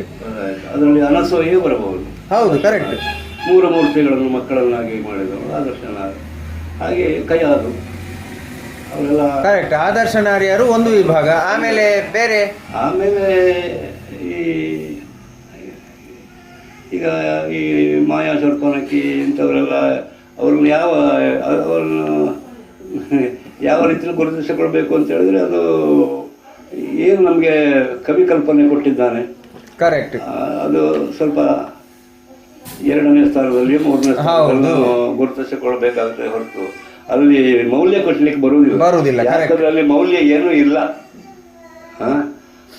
ಅದೇ, ಹಾಗಾದ್ರೆ ನಾವು ಉತ್ತಮ, ಮಧ್ಯಮ, ಸಾಧಾರಣ ಅಂತ ಮಾಡಬೇಕಾಗ್ತದೆ. ಹೌದು. ಹಾಗೆ ಹಾಗೆ ವಿಭಾಗ ಮಾಡಲಿಕ್ಕೆ ಆಗೋದಿಲ್ಲ. ಅಂದರೆ ಪಾತ್ರ ಗೌರವವನ್ನು ತಿಳಿದುಕೊಂಡು ನಾವೆಲ್ಲಿ ವಿಭಾಗ ಮಾಡಬೇಕಾಗ್ತದೆ. ಕರೆಕ್ಟ್. ಅಲ್ಲಿ ಮಧ್ಯಮ ವರ್ಗದವರು ಅಂತ ಹೇಳಿದ್ರೆ ಅಲ್ಲಿ ಇಲ್ಲಿ ವಿಭಾಗ 2-3 ಮಾಡಲಿಕ್ಕೆ ಬರೋದಿಲ್ಲ ಅಂತ ನನ್ನ ಅಂದಾಜಿನಲ್ಲಿ. ಯಾಕಂತ ಹೇಳಿದ್ರೆ ಭಾಳ ಕೆಳಮಟ್ಟಕ್ಕೆ ಹಚ್ಚಲಿಕ್ಕೆ ಆಗೋದಿಲ್ಲ. ಈಗ ಈ ಹಿಡಿಂಬೆ, ಮಾಯಾಶೂರ್ಪನಖಿ, ಅಜಮುಖಿ ಇವರೆಲ್ಲ ಹೇಗೆ ಶೃಂಗಾರ ಮಾಡಿಕೊಂಡು ಬಂದರು, ಅದರ ಉದ್ದೇಶ ಏನು, ಇದನ್ನೆಲ್ಲ ಗಮನಕ್ಕೆ ತಂದುಕೊಳ್ಳುವಾಗ ಅದನ್ನು 2ನೇ ತರಗತಿಯವರಂತಲೇ ಹೇಳಬೇಕಾಗ್ತದೆ. ಅದೇ 2ನೇ ದರ್ಜೆ ಅಂತ ಅಷ್ಟೇ ಹೇಳಬೇಕಾಗ್ತದೆ. ಮತ್ತೆ ಯಾವ ಪಾತ್ರವನ್ನೇ ಆಗಲಿ ವಿಭಾಗ ಮಾಡುವುದು ಅಂತ ಹೇಳಿದ್ರೆ ಅದು ಸಣ್ಣ ವಿಷಯ ಅಲ್ಲ ಅದು. ಯಾಕಂದರೆ ರಂಗಸ್ಥಳಕ್ಕೆ ಎಲ್ಲ ಪಾತ್ರಗಳು ಮುಖ್ಯವೇ. ನಾವೇನು ದೊಡ್ಡ ಆದರ್ಶ ನಾರಿಯರು ಅಂತ ಅವರು ಬೇಕು, ಇವರು ಬೇಕು, ರಂಗಸ್ಥಳಕ್ಕೆ ಇವರು ಬೇಕು. ಕರೆಕ್ಟ್. ಆವಾಗ ಅದನ್ನು ಪಕ್ಷಪಾತ ದೃಷ್ಟಿಯಿಂದ ನೋಡ್ಲಿಕ್ಕೆ ಆಗುವುದಿಲ್ಲ. ಅದರಲ್ಲಿ ನನ್ನ ಅಭಿಪ್ರಾಯ ಹೀಗೆ. ಸ್ತ್ರೀವೇಷ ಪ್ರಧಾನವಾದಂತಹ ಪ್ರಸಂಗಗಳಲ್ಲಿ ಅರ್ಥಗಾರಿಕೆಯ ಸೊಬಗನ್ನು ಹೇಗೆ ಹೆಚ್ಚಿಸಬಹುದು? ಅಂದರೆ ಈಗ ದಮಯಂತಿ, ದಾಕ್ಷಾಯಣಿ ಇಂಥ ಚಂದ್ರಮತಿ ಇಂತಹ ಪಾತ್ರಗಳಲ್ಲೆಲ್ಲ ಕುಣಿತ ಹೆಚ್ಚು ಪ್ರಾಧಾನ್ಯವನ್ನು ಪಡೆಯುವಂಥದ್ದಲ್ಲ. ಅಲ್ಲಿ ಮಾತುಗಾರಿಕೆ, ಭಾವನೆಯೇ ಪ್ರಧಾನ. ಇಲ್ಲಿ ಯಾವ ರೀತಿಯಲ್ಲಿ ಅಂದರೆ ಇಲ್ಲಿಯೂ ಕೂಡ ಅಷ್ಟೇ, ಭಾವನೆಯೇ ಪ್ರಧಾನ. ಎಲ್ಲಿ ಆ ಪಾತ್ರದ ಬಗ್ಗೆ ನಮಗೆ ಏನು ಕಲ್ಪನೆ ಕಾಣ್ತದೆ ಆ ಕಲ್ಪನೆಗೆ ನಾವು ನಮ್ಮ ಅನುಭವವನ್ನು ಒತ್ತು ಕೊಟ್ಟು ಆ ಪಾತ್ರ ಗೌರವಕ್ಕೆ ಚ್ಯುತಿ ಬಾರದ ರೀತಿಯಲ್ಲಿ ಮಾತಾಡಿಕೊಂಡು ಹೋಗುವುದೇ ಒಂದು ಸರಿಯಾದ ನಿರ್ಧಾರ. ಅದರಿಂದಲೇ ಆ ಪಾತ್ರಕ್ಕೆ ಅಲಂಕಾರ. ಬೇರೆ ಬೇರೆ ಕಲಾ ಪ್ರಕಾರದ ಸ್ತ್ರೀ ಪಾತ್ರಗಳ ಒಳ್ಳೆಯ ಅಂಶಗಳನ್ನು ಯಕ್ಷಗಾನಕ್ಕೆ ತರುವುದು ಎಷ್ಟು ಸರಿ? ಅಂದರೆ ಈಗ ಭರತನಾಟ್ಯ ಎದ್ದಿದೆ, ಕೂಚಿಪುಡಿ ಎದ್ದಿದೆ, ಕೆಲವರೆಲ್ಲ ಈಗ ತಟ್ಟೆಯ ಮೇಲೆ ಕುಣಿಯುವುದು ಮತ್ತು ಚೊಂಬಿನ ಮೇಲೆ ಕುಣಿಯುವುದೆಲ್ಲ ಉಂಟು. ಇದೆಲ್ಲ ಹೇಗೆ? ಇದೆಲ್ಲ ಸರಿಯಾ? ನಾನು ಅಷ್ಟು ಸರಿ ಅಂತ ಹೇಳಿ ನಾನು ಒಪ್ಪೋದೇ ಇಲ್ಲ. ಯಕ್ಷಗಾನದಲ್ಲಿ ನಮ್ಮ ನಾಟ್ಯಗಳನ್ನು ಉಂಟಲ್ಲ, ಎಷ್ಟು ಸುಂದರವಾಗಿ ವೈಭವೀಕರಿಸಲಿಕ್ಕೂ ಅವಕಾಶ ಉಂಟು. ಈ ಅವಕಾಶ ಇಲ್ಲದ ಕ್ಷೇತ್ರದಲ್ಲಿ ಬೇರೆ ಬೇರೆ ಯಾರವರು ತಂದರೆ ಆಕ್ಷೇಪ ಇಲ್ಲಿ ಬರುವುದಿಲ್ಲ. ಜನರನ್ನು ಖುಷಿಪಡಿಸಲಿಕ್ಕೆ ಅದನ್ನು ಮಾಡ್ಬೋದು. ಅದು ಯಕ್ಷಗಾನದಲ್ಲಿ ಅದರದ್ದೇ ಆದ ಮೌಲ್ಯ ಬಹಳಷ್ಟು ಉಂಟು. ಬೇರೆ ಎಲ್ಲಿಂದಲೂ ತರಬೇಕಾದಂಥ ಅವಶ್ಯಕತೆ ಇಲ್ಲ. ನಾವೇ ಅದನ್ನು ರೂಪಿಸಿಕೊಂಡು ಹೋಗಲಿಕ್ಕೆ ಪ್ರಯತ್ನ ಮಾಡಬೇಕು ಹೊರತು ನನ್ನ ಅಂದಾಜು ಬೇರೆ ಯಾವುದು ತರುವುದಷ್ಟು ಸೂಕ್ತ ಅಲ್ಲ ಅಂತ ಕಾಣ್ತದೆ. ಯಕ್ಷಗಾನದಲ್ಲಿ ಯಾವ ರೀತಿಯಲ್ಲಿ ಅದು ಕುಣಿಬಹುದು. ಬಹಳ ಬಗೆ ಬಗೆಗೆ ಕುಣಿತಾ ಇದ್ದಾರೆ. ನಮ್ಮ ಹುಡುಗಾಟಿಕೆಯಲ್ಲಿ ಎಷ್ಟು ವಿಶೇಷ ಕುಣಿತಗಳೆಲ್ಲ ಇರಲಿಲ್ಲ. ನಾವು ಏನು ದಸ್ತಪೆಟ್ಟು ಹೇಳ್ತೇವೆ, ದೀಮ್ ತದ್ದೀಮ್ ದಿಮಿತ ದೀಮ್ ತದ್ದೀಮ್, ಇದಕ್ಕೆ ಹೆಜ್ಜೆ. ಇದನ್ನು ಈಗ ಭಾಳ ಸ್ಪೀಡಾಗಿ ಅಂದರೆ 6-7 ಆವರ್ತ ಮಾಡಿ ಕುಣಿಸುವವರಿದ್ದಾರೆ. ಹೌದೌದು, ಗೊತ್ತು. ಇಂಥದ್ದೆಲ್ಲ ಸಂಪತ್ತು ಇದರಲ್ಲೇ ಇರುವಾಗ ಬೇರೆ ಯಾವುದೇ ಅಗತ್ಯ ಇಲ್ಲ ಅಂತ ನನಗೆ ಕಾಣ್ತದೆ. ನನಗೆ ಸಂಗೀತದ ಆಲಾಪನೆ, ಉದ್ದ ಪದಗಳು. ಒಂದು ಕಡೆ ನಾನು ಒಂದು ಪದ್ಯ 45 ನಿಮಿಷ ಹಾಡಿದ್ದನ್ನು ಕೂಡ ನಾನು ಕೇಳಿದ್ದೇನೆ. ಇದು ಯಕ್ಷಗಾನದ ಮಟ್ಟಿಗೆ ಎಷ್ಟು ಸರಿ? ಇದು ಯಕ್ಷಗಾನ ಮಟ್ಟಿಗೆ ಹೌದು, ರಸಾಭಾಸ ಆಗ್ತದೆ. ಯಾಕಂದರೆ ಆ ಭಾಗವತ ಅಂದರೆ ಅದು ಸ್ವಲ್ಪ ನಮ್ಮಲ್ಲಿ ಪ್ರಸಿದ್ಧಿ ಬಂದು ಕಾಡಿನವರಿಂದ ನನ್ನ ಅನುಭವದಲ್ಲಿ ಅದಕ್ಕೆ ಅದು ಅವರಿಗೆಲ್ಲರಿಗೂ ಬೇಕಿತ್ತು. ಅವರು ಸ್ವಲ್ಪ ರಾಗ ಹಾಕಿ ಹಾಡುವಾಗ ಅದು ಜನರಿಗೆ ಸ್ವಲ್ಪ ಖುಷಿ ಕೊಡ್ತಾ ಇತ್ತು. ಅದು ಸ್ವಲ್ಪ ಭಾಳ ಉದ್ದ ಸ್ವಲ್ಪ ಅದನ್ನು ಕಡಿಮೆ ಮಾಡ್ಬೋದು, ಅವ್ರು ಕಡಿಮೆ ಮಾಡ್ತಿದ್ರು. ನಾ ಪುಣ್ಯಾತ್ಮ ಗೊತ್ತಿಲ್ಲ. ಈ ರಾಗಾಲಾಪನೆ ಮಾಡಲಿಕ್ಕೆ ಮೂಲ ಕಾರಣವೇ ಕಾಳಿಂಗನವರು. ಅದರಲ್ಲಿ ಇವರೆಲ್ಲ ಕೆಲವರಿಗೆ ರಾಗ ಹಾಕಿ ಹೇಳಲಿಕ್ಕೆ ಶುರು ಮಾಡ್ತಾ ಇದ್ದಾರೆ. ಅದು ಜನರಿಗೆ ಬೇಸರ ಬರುವಷ್ಟವರೆಗೂ ಮಾಡ್ತಾ ಇರ್ತಾರೆ. ಅದೆಲ್ಲ ಅಷ್ಟು ಸರಿಯಲ್ಲ ಅಂತ ನಾನು ಹೇಳ್ತೇನೆ. ಎಷ್ಟು ಬೇಕು ಅದಕ್ಕಿಂತ ಸ್ವಲ್ಪ ಹೆಚ್ಚು ಅಂದರೆ ಕೆಲವೊಮ್ಮೆ ರಾಗಾಲಾಪನೆ ಬೇಕು. ಯಾಕಂದ್ರೆ ಕಲೆ ಅದು ಕರೆಕ್ಟ್. ಅದನ್ನು ಬೇಡ ಅಂತ ತಿರಸ್ಕಾರ ಮಾಡಲಿಕ್ಕೂ ಇಲ್ಲ. ಆದರೆ ಒಂದು ಪಾತ್ರವನ್ನು ಎಷ್ಟು ಹೊತ್ತು ಕುಡಿಸಬಹುದು, ಪ್ರೇಕ್ಷಕರಿಗೆ ಎಷ್ಟು ಹೊತ್ತು ಹಿಡಿಸಬಹುದು. ಕರೆಕ್ಟ್. ಪ್ರೇಕ್ಷಕರು ಪ್ರೇಕ್ಷಕರು ಬೇಕಾಗೇ ಚಪ್ಪಾಳೆ ಹೊಡಿಬಹುದು, ಬೇಡವಾಗೇ ಚಪ್ಪಾಳೆ ಹೊಡಿಬಹುದು. ಅದನ್ನು ಸ್ವಲ್ಪ ನಾವು ಗಮನಿಸಿಕೊಳ್ಬೇಕಾಗ್ತದೆ. ಆದ್ದರಿಂದ ಬಹುಮತ ಹೇಗುಂಟು ಹಾಗೆ ಅದನ್ನು ನಿರ್ವಹಿಸಿಕೊಂಡು ಬರುವುದು ಒಳ್ಳೆಯದು. ಮತ್ತು ಇಲ್ಲಿ ಒಂದು ಭಾವನೆ, ಒಂದು ಪಾತ್ರ ಕೆಲಸ ಇರುವಾಗ ಅಲ್ಲಿ ಆ ರಾಗ ಎಳಿತಾ ಹೋದ್ರೆ ಇಲ್ಲಿ ಭಾವನೆಯನ್ನು ಹೆಚ್ಚು ಹೊತ್ತು ಇಟ್ಕೊಳ್ಳಿಕ್ಕೆ ನಮ್ಗೆ ಆಗುದಿಲ್ಲ. ಕರೆಕ್ಟ್. ಆವಾಗ ಈ ಆಲಾಪನೆಯಲ್ಲಿ ಭಾವನೆಗಳೆಲ್ಲ ಕೆಟ್ಟು ಹೋಗ್ತದೆ. ಕರೆಕ್ಟ್. ಅಲ್ಲಿ ಪಾತ್ರಧಾರಿಯನ್ನು ಕುತ್ತಿಗೆ ಒತ್ತಿದ ಹಾಗಾಗ್ತದೆ. ಕರೆಕ್ಟ್. ಇದು ನನಗೆ ಅನುಭವ ಆಗಿದೆ, ಇದು ಗೊತ್ತಾಯಿತು. ಹಾಗೆ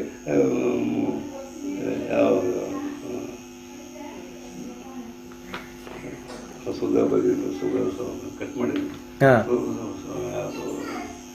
ಸುಭದ್ರೆ ಅಭಿಮನ್ಯು ಅಂತ ಒಂದು ಪ್ರಕರಣದಲ್ಲಿ ಈ ರಾಗ ಎಲ್ಲ ಎಳಕ್ಕೆ ಹೋಗ್ಕೊಳ್ಳಿ, ಇವಳು ಗಂಡು ಮಗ ಯುದ್ಧಕ್ಕೆ ಹೋಗುವಂತ ತಡೆಯುವಂತ ಒಂದು ಸನ್ನಿವೇಶ. ಇಂಥ ಸಂದರ್ಭದಲ್ಲಿ ರಾಗ ಎಲ್ಲ ಹಾಕಿ ಮಾಡಿದ್ರೆ ಅದು ವೇಷಧಾರಿಯನ್ನು ಕೊಲೆ ಮಾಡಿದಾಗ. Correct correct. ಮತ್ತೆ ವೇಷಧಾರಿಯನ್ನು ಸ್ವಲ್ಪ ಕಾಪಾಡುವಂತ ಅರ್ಹತೆ ಯೋಗ್ಯತೆ ಇರುವುದು ಭಾಗವತರಿಗೆ. ಅದರಿಂದ ಭಾಗವತರಿಗೆ ಪ್ರಧಾನ ಸ್ಥಾನ ನನ್ನ ಅಭಿಪ್ರಾಯದಲ್ಲಿ ಗೊತ್ತಾಗಿದೆ. ಭಾಗವತರು ಒಳ್ಳೆ ಕೆಲಸ ಮಾಡಿದ್ರು ಅಂತಾದ್ರೆ ವೇಷಧಾರಿಗಳು ಒಳ್ಳೆ ಕೆಲಸ ಮಾಡ್ತಾರೆ ಅಂತ.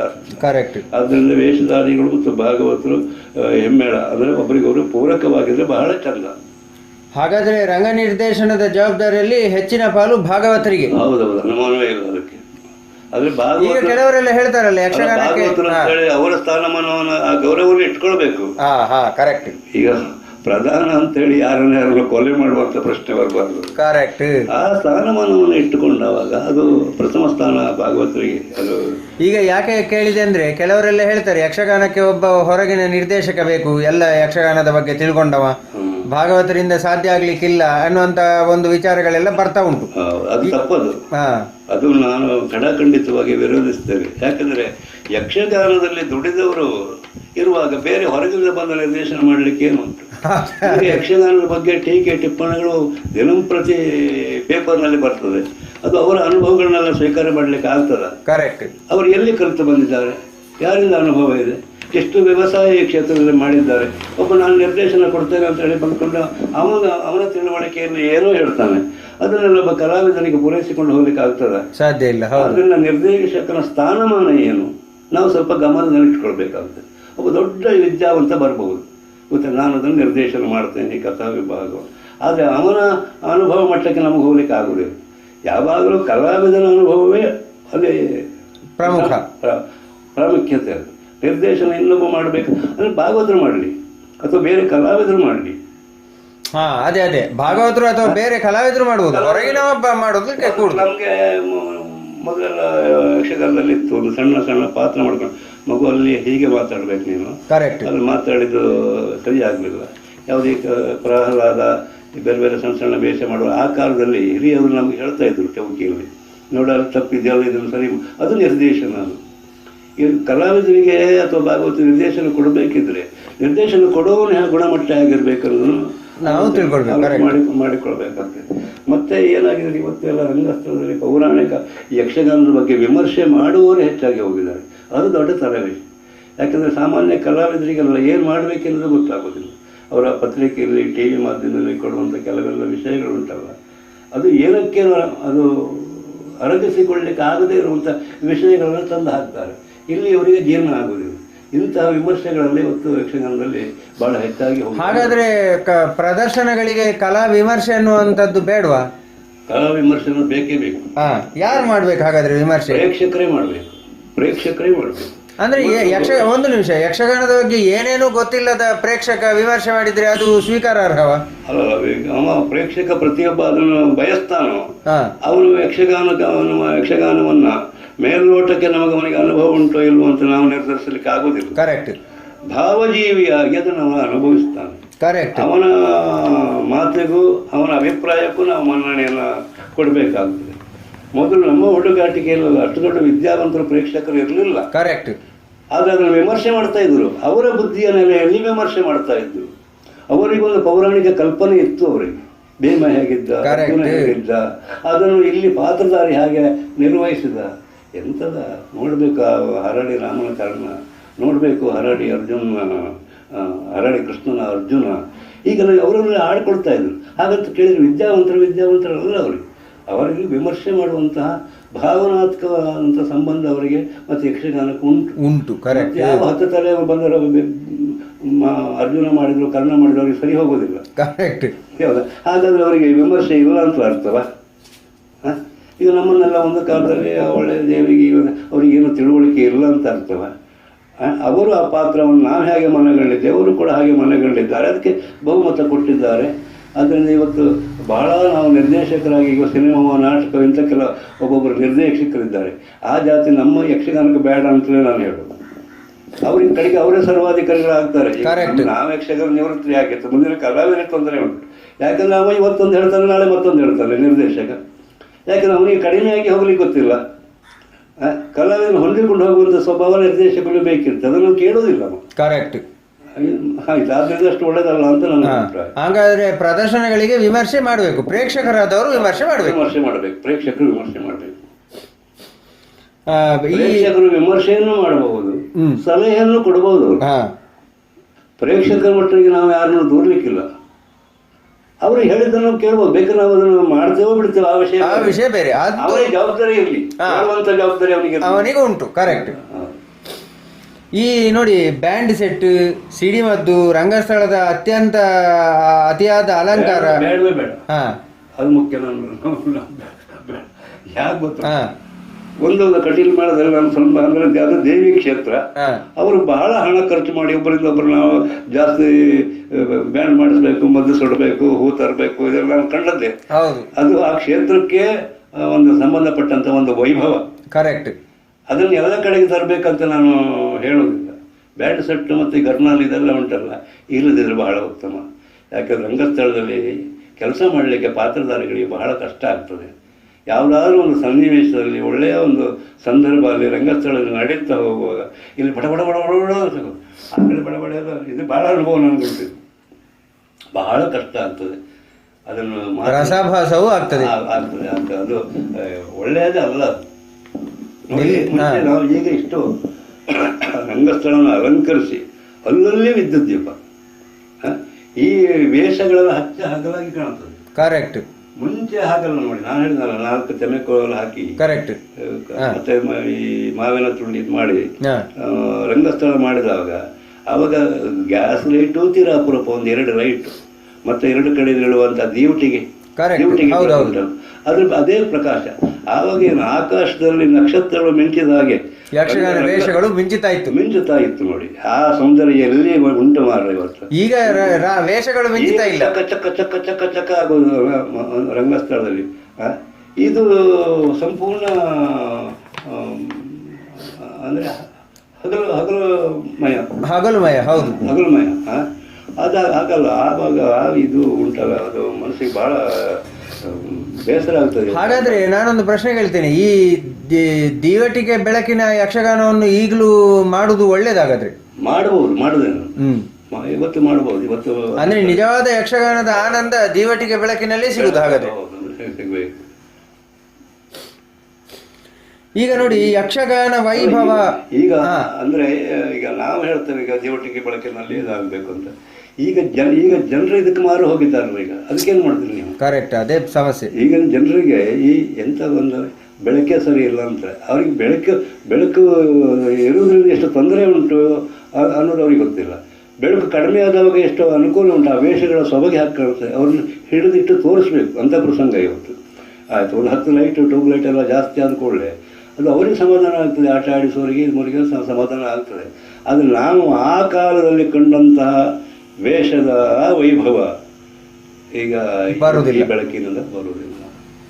ಆ ಬೇಗಡೆಗಳೆಲ್ಲ ಹೊಳೆಯುವುದಿಲ್ಲ, ಕನ್ನಡಿ ಚೂರುಗಳಲ್ಲಿ ಏನು ತಕ್ಕ ತಕ್ಕ ತಕ್ಕ ತಕ್ಕ ಹೊಳೆಯುದ್ರೆ ಮೋಡದಿಂದ ಬಂದ ಸೂರ್ಯನ ಹಾಗೆ ಕರೆಕ್ಟ್ ಆ ಒಂದು ಸೌಂದರ್ಯಗಳೆಲ್ಲ ಕಾಣಿಸ್ತಾ ಇತ್ತು. ಇವತ್ತು ಅದು ಇಲ್ಲ. ಯಕ್ಷಗಾನ ವೈಭವ ಅಂತ ಇತ್ತೀಚೆಗೆ ಹೊಸದಾಗಿ ಶುರುವಾಗಿದೆ.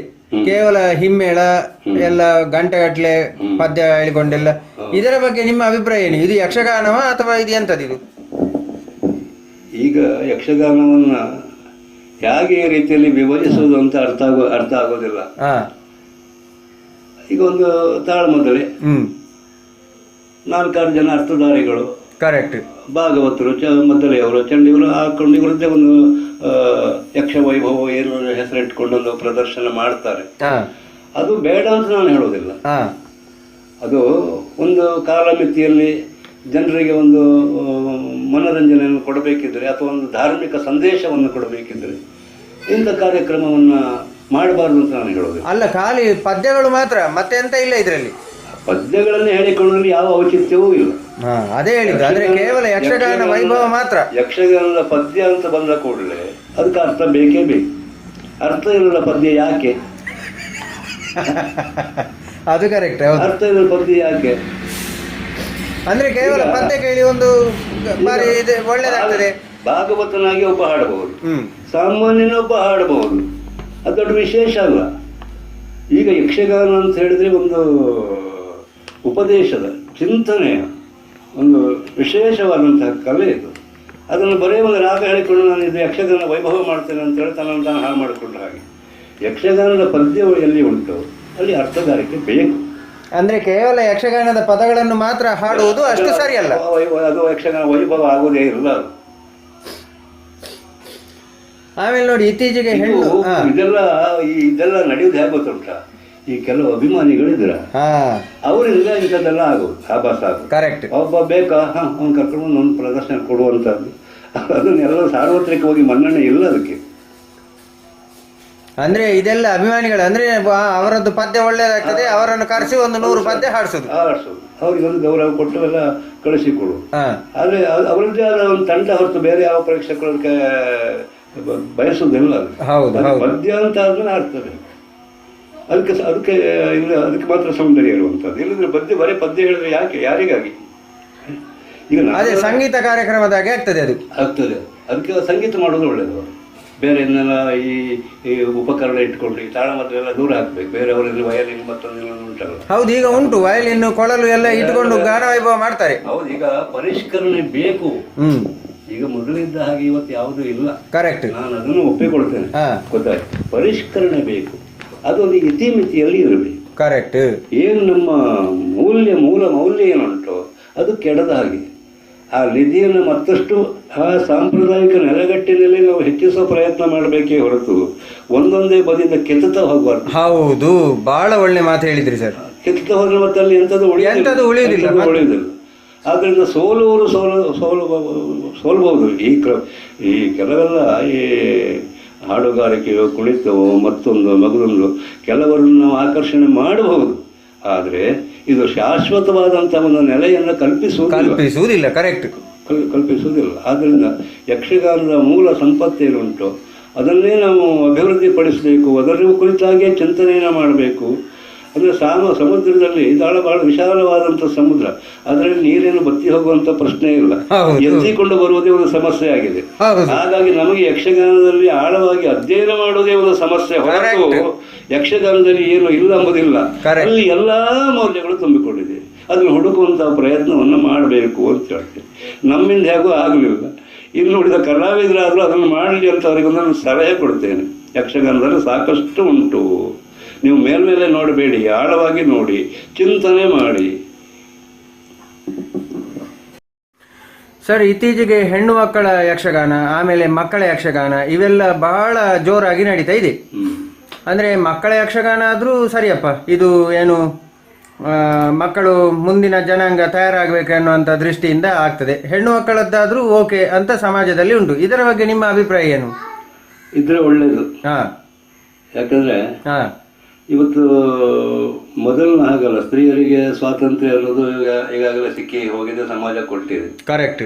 ಆದ್ದರಿಂದ ಅವರು ಇದ್ರ ಬಗ್ಗೆ ಗೌರವದಿಂದ ಯಕ್ಷಗಾನವನ್ನು ಸ್ವೀಕಾರ ಮಾಡಿ ಅಭಿನಯಿಸುವುದಿದ್ರೆ ಬಹಳ ಸಂತೋಷ. ಯಾಕಂದರೆ ಯಕ್ಷಗಾನ ಕೆಲವರಿಗೆ ಈಗ ಉಳಿತದೋ ಬೀಳ್ತದೋ ಎನ್ನುವ ಒಂದು ಸಂದೇಹದ ಪರಿಸ್ಥಿತಿಯಲ್ಲಿ, ಗೊಂದಲದಲ್ಲಿ ಜನ ಇರುವಾಗ ಇಂಥ ಸನ್ನಿವೇಶದಲ್ಲಿ ಅವರು ಈ ಕಾರ್ಯಕ್ಷೇತ್ರಕ್ಕೆ ಇಳಿಯುವುದು ಬಹಳ ಸೂಕ್ತ ಅಂತ ನನ್ನ ಅಭಿಪ್ರಾಯ.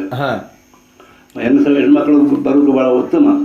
ಆದರೆ ಅವರದಾದಂಥ ನೆಲೆಯಲ್ಲಿ ಅವರ ಗೌರವವನ್ನು ಕಾಪಾಡಿಕೊಂಡು ಯಕ್ಷಗಾನ ಕ್ಷೇತ್ರದಲ್ಲಿ ವ್ಯವಸಾಯ ಮಾಡೋದ್ರಲ್ಲಿ ಏನೂ ತಪ್ಪಿಲ್ಲ.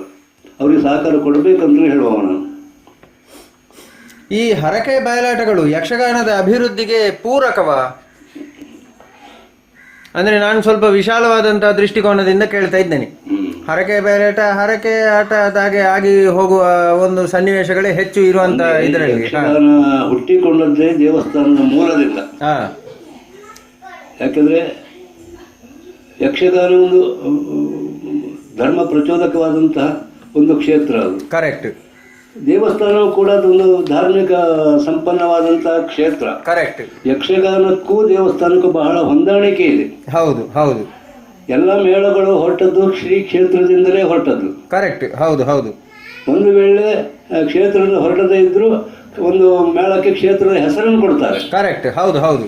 ಆದ್ರಿಂದ ಯಕ್ಷಗಾನಕ್ಕೂ ದೇವಸ್ಥಾನಕ್ಕೂ ಅವಿನಾಭಾವ ಸಂಬಂಧ ಇದೆ. ಹೌದು. ಆದ್ರಿಂದ ಕೆಲವರು ಯಕ್ಷಗಾನ ಉಳಿದಿಲ್ಲವ ಅನ್ನೋ ಈ ಸಮಸ್ಯೆಯಲ್ಲಿ ಕೆಲವರು ಮಾತಾಡ್ತಾರೆ. ಆದ್ರೆ ನನ್ನ ಅಭಿಪ್ರಾಯ ದೇವಸ್ಥಾನ ಎಲ್ಲಿವರೆಗೆ ಇರ್ತದೋ ಅಲ್ಲಿಯವರೆಗೆ ಯಕ್ಷಗಾನ ಶಾಶ್ವತ ಅಂತ ನಾನು ಹೇಳ್ತೇನೆ. ಆದ್ರಿಂದ ಇದು ಪೂರಕವಂತ ಪ್ರಶ್ನೆ ಕೇಳಿದ್ರೆ ನಿಜವಾಗಿಯೂ ಪೂರಕವೇ. ಯಾಕಂದ್ರೆ ಇವತ್ತು ಕೂಡ ಅನಕ್ಷರಸ್ಥರು ಸ್ವಲ್ಪ ಎಲ್ಲ ಜ್ಞಾನ ಇಂಥದಂಥ ತಿಳುವಳಿಕೆ ಎಲ್ಲ ಯಕ್ಷಗಾನ ಕ್ಷೇತ್ರದಲ್ಲಿ ಸಾಕಷ್ಟು ದೊರೆಯುತ್ತಾ ಉಂಟು. ಆ ಕೆಲಸ ಆಗ್ತಾ ಉಂಟು. ಆದ್ದರಿಂದ ಅದು ಬಹಳ ದೇವಸ್ಥಾನಕ್ಕೂ ಯಕ್ಷಗಾನಕ್ಕೂ ಬಹಳ ಪೂರಕ ಅಂತ ನಾನು ಹೇಳ್ತೇನೆ. ನಾನು ಇತ್ತೀಚೆಗೆ ಭರವಸೆಯ ಕಲಾವಿದರು ಯಕ್ಷಗಾನ ವಲಯದಲ್ಲಿ ರೂಪುಗೊಳ್ತಾ ಇದ್ದಾರೆ ಅಂತ ನಿಮ್ಗೆ ಅನ್ನಿಸ್ತದ ಅಥವಾ ರೂಪುಗೊಳ್ತಾ ಇಲ್ಲ ಅಂತ ನಿಮ್ಗೆ ಅನ್ನಿಸ್ತದ? ಅದು ದೊಡ್ಡ ಸಮಸ್ಯೆ. ಅದು ಯಾಕಂದ್ರೆ ಈಗ ಕಲಾವಿದರು ಮೊದಲು ಕಲೆಯ ಬಗ್ಗೆ ಗೌರವ ಕೊಡಬೇಕು. ಕರೆಕ್ಟ್. ನಾನು ಇಂಥ ಒಂದು ಸಂಸ್ಥೆಯಲ್ಲಿ ಇದ್ದೇನೆ ಅಂತ ಹೇಳಿದ್ರೆ ಸಾಲದು. ಕರೆಕ್ಟ್. ಆ ಸಂಸ್ಥೆಯಲ್ಲಿ ಹೇಗಿದ್ದಾನೆ, ಏನು ಮಾಡ್ತಾನೆ, ಅವನ ಕಾರ್ಯಕ್ಷೇತ್ರ ಏನು, ಇದನ್ನೆಲ್ಲ ಸ್ವಲ್ಪ ನಾವು ಗಮನಕ್ಕೆ ತಂದುಕೊಳ್ಬೇಕಾಗ್ತದೆ. ಕರೆಕ್ಟ್. ಆದ್ದರಿಂದ ಕಲಾವಿದನಾಗ ಬಯಸುವ ಇದನ್ನೆಲ್ಲ ಮನಗಾಣಬೇಕಾಗ್ತದೆ. ನಾನು ಬರೀ ಮೇಳದಲ್ಲಿ ಇದ್ದರೆ ಸಾಲದು, ಮೇಳದಲ್ಲಿ ಇದ್ದದಕ್ಕೆ ಏನಾದರೂ ಒಂದು ಸಾಧನೆ ಮಾಡಬೇಕು. ಕರೆಕ್ಟ್. ಮಾಡಬೇಕು. ಕಲೆಗೆ ಏನಾದರೂ ಕೊಡಬೇಕು ಎನ್ನುವಂಥ ಚಿಂತನೆ ಕಲಾವಿದರಲ್ಲಿ, ಇವತ್ತಿನ ಯುವಕ ಕಲಾವಿದರಲ್ಲಿ ಬೇಕು ಅಂತ ಹೇಳ್ತೇನೆ. ಯಾಕೆಂದರೆ ಒಬ್ಬ ಕಲಾವಿದ ಎಷ್ಟು ಎತ್ತರಕ್ಕೆ ಏರಬಹುದು ಎನ್ನುವುದಕ್ಕೆ ನಮ್ಮಲ್ಲಿ ಪ್ರಥಮ ರಾಷ್ಟ್ರ ಪ್ರಶಸ್ತಿ ಪಡೆದಂತಹ ಹರಾಡಿ ರಾಮಗಾಣಿಗರೇ ನಿದರ್ಶನ. ಕರೆಕ್ಟ್. ಆವತ್ತು ಯಕ್ಷಗಾನ ಪ್ರಚಾರಕ್ಕೆ ಏನು ಒಂದು ವ್ಯವಸ್ಥೆ ಏನೇನು ಇಲ್ಲ. ಆದ್ದರಿಂದ ಡಿಲ್ಲಿಯವರೆಗೆ ತನ್ನನ್ನು ತಾನು ಗುರುತಿಸಿಕೊಂಡಂತಹ ಒಬ್ಬ ವ್ಯಕ್ತಿ ಅವರು. ಕರೆಕ್ಟ್. ಅದರಿಂದ ಯಕ್ಷಗಾನಕ್ಕೆ ಎಷ್ಟು ಮೌಲ್ಯ ಇದೆ, ಆ ಮೌಲ್ಯವನ್ನು ಹೇಗೆ ಅದನ್ನು ಮೈಗೂಡಿಸಿಕೊಂಡವರು ಎನ್ನುವುದಕ್ಕೆ ಇವತ್ತು ನಮ್ಮ ಗತಿಸಿ ಹೋದಂಥ ಕಲಾವಿದರು ಎಷ್ಟೋ ಮಂದಿ ಇದ್ದರೂ ಇವತ್ತು ಇಲ್ಲ.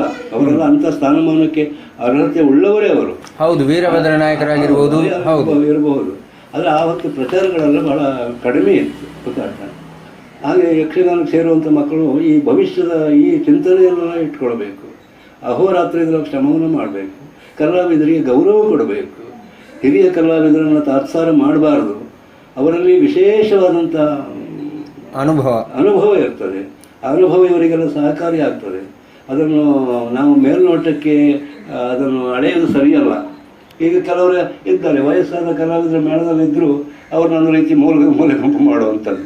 ಇಂಥ ಪ್ರವೃತ್ತಿ ಈ ಬೆಳೆಯುವ ಕಲಾವಿದರಿಗೆ ಇರಬಾರ್ದು.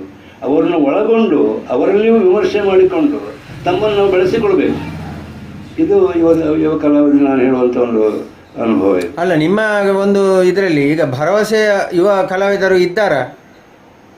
ಕಲಾವಿದರು ಇದ್ದಾರೆ, ಇಲ್ಲ ಅಂತ ಹೇಳಲಿಕ್ಕೆ ಆಗುದಿಲ್ಲ. ಹೆಸರು ಹೇಳುವುದಿಲ್ಲ. ಹೆಸರು ಹೇಳುದು ಬೇಡ. ಯಕ್ಷಗಾನದಲ್ಲಿ ಏನು ವಿಷಯ ಅಂತ ಹೇಳಿದ್ರೆ, ಭರವಸೆ ಉಳ್ಳ ಕಲಾವಿದರಿದ್ರೆ ಅವರ ಮೇಲೆ ಬರುವುದಿಲ್ಲ ಅವರು. ಯಾಕೆ?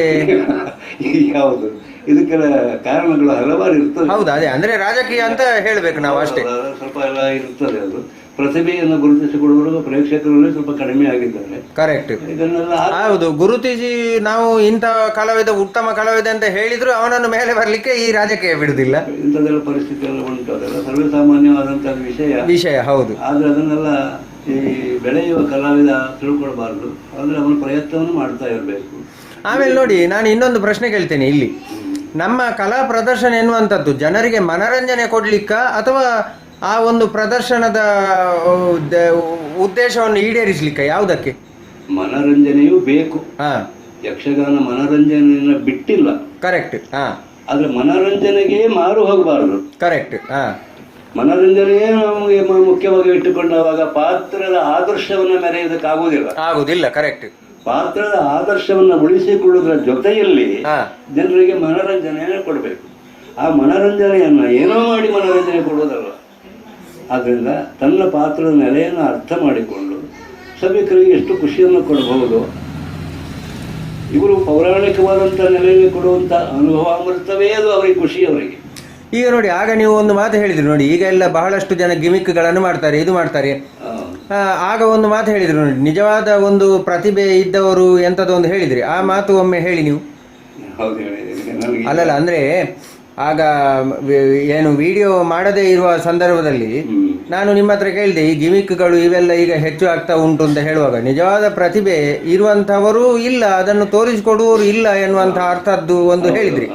ಅದು ಹೇಗೆ ಅದು? ಅಂದ್ರೆ ನಾವು ನಮ್ಮ ಹುಡುಗಾಟಿಕೆಯಲ್ಲಿ ನಾವು ಕಂಡ ಯಕ್ಷಗಾನ ಇವತ್ತು ಇಲ್ಲ ಅಂತ ಹೇಳೋದಕ್ಕೆ ಒಂದು ಉದಾಹರಣೆ.